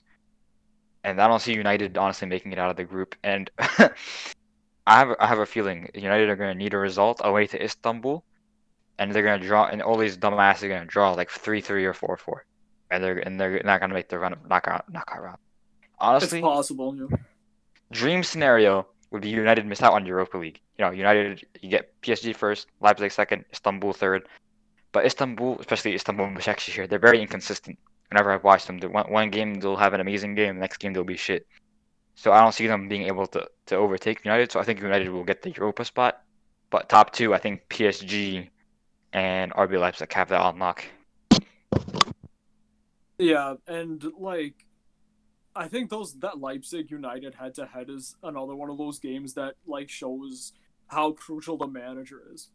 Because on paper United have the better team, but like in terms of the coaching and the tactics, I'd have to give it to Leipzig, dude. So it's a question of which is going to come out over top. Is it the coaching and the tactical genius of Nagelsmann versus the individual quality of perhaps a Pogba if he shows up, Rashford, these players. Because I mean, United have a much better offense than Leipzig for sure, but Leipzig they're a bit more tactical and definitely defensively they're better than United. So like, let's see who comes out on top between those two. But I think PSG should finish first because I mean they always finish first. I mean even in the difficult situations they managed to top the group. So yeah, and to be straightforward, even if Ole does get sacked, the new United manager isn't going to automatically just gel into the team. That's even more reason for them to get third or fourth in the group. So and who knows? Maybe they'll be in a position where they're prioritizing the league so much. Yeah. And once again, we looked at. I mentioned their schedule earlier, how tough it is after this international break. So if they do get fourth and they miss out on Europa, even that'd be an even bigger story. But it's possible if Istanbul can get their shit together. You're right, dude. Because the thing is, like, look, Mourinho is showing the world right now he's a really good manager still, with based on what he's doing with Tottenham, and even he couldn't really like get this Man United team back to the highs that they had under Ferguson, right? I mean, they had their best ever season since Ferguson with Mourinho, the 81-point season, but Are you talking about the season they finished second behind City? You're talking about the season they won the Europa League? The season after they won the Europa League, the 81 points. Okay. I mean, like, yeah, they won the Europa League was a big deal, but the 81-point season was actually impressive. The reason that people like just brushed it aside is because of the magnitude of the points gap between City and the rest of the thing. But actually, 81 points for that United team was very impressive, to be honest. Like, yeah, I mean, yeah, who it was Spurs third, if I'm not mistaken, right? Spurs, and they were quite a way away from United. It was. Like, I mean, again, it was because it was the first time we witnessed City do what City does, so no one really talked about United's point tally. Yeah, and I think Liverpool were like fourth or something. Yeah, fourth. Yeah, I remember they sealed fourth on the final day with a match against Brighton because that was the day Salah broke the record and my Arab agenda was complete. Yeah. So that just about wraps it up, I think, dude. So I think like we can close off the podcast. So you guys better have me on again. I mean, yeah, why not? Like, I mean, so two games that I'm looking forward to: Bayern versus Atletico Madrid. I mean, for sure. I mean, that's going to be a very intense tactical battle and a clash of styles. And the other game I'm going to look forward to is PSG versus Man United. I'm going to go off on a limb and say I'm not going to look forward to actually Messi versus Ronaldo. So you're putting PSG United ahead of Ronaldo, Messi, and Milan, Madrid? Yep. I mean, I was a Madrid fan, yes, but I'm speaking from a neutral perspective, dude. Like the games I'm more excited to see, because who actually enjoys watching United? No, but dude, like to see, like, I mean, I want to see like how PSG like take the revenge and like recover from last season, because like losing a final is bad, bro. And I mean, people are saying like United might show up in Champions League because of the heritage. So like, I want to see, just out of curiosity, I want to see like the first game between those two. We've seen a lot of teams bounce back from losing finals. We saw Munich do it from Chelsea to Dortmund. We saw PSG. We saw Liverpool do it. So who knows? PSG, maybe it is their year, but. I mean, Dortmund. I think Dortmund like went on like a downward spiral after they lost that. No, I meant Bayern Munich playing against Dortmund the next season. I didn't mean Dortmund doing well after their final. I meant that Munich lost to Chelsea and then went to the final against Dortmund. Oh yeah, Munich is a good example. But then like there's also examples like, for example, Tottenham under Pochettino. I mean, that was probably the worst case. I mean, and Chelsea 2012, like after 12-13 season, they were really bad. But those were two teams that before, if you had said at the beginning of the season would make the Champions League final, no, you would have just been laughed at. PSG, sure, they're known for bottlers, but if you had said at the beginning of the season they'd reach the final. People, that wouldn't be like that surprising to say, oh, they're going to be in the final. In fact, I would say from the way things were at the beginning of the season, Munich would have been the more surprising team to be in the final than PSG. Because remember how poor Munich were like towards the tail end of last season. No, and that's the true. Champions League. Yeah. But dude, like, So I mean, you never another know. example is Juve, dude. Juve 2017. Like, actually, like the drop off between the 16-17 Juve and the 17-18 Juve was pretty significant. Well, Actually, dude. I don't think forget. overall. I mean, they were in a final 15 and 17. So Mhm. and I guess that was a peaky Juve. So Mhm. I don't know how much. I don't think Juve could have gotten much better than what they. That's the difference. I don't know what they could have improved on to beat Madrid. It was just they simply were outclassed.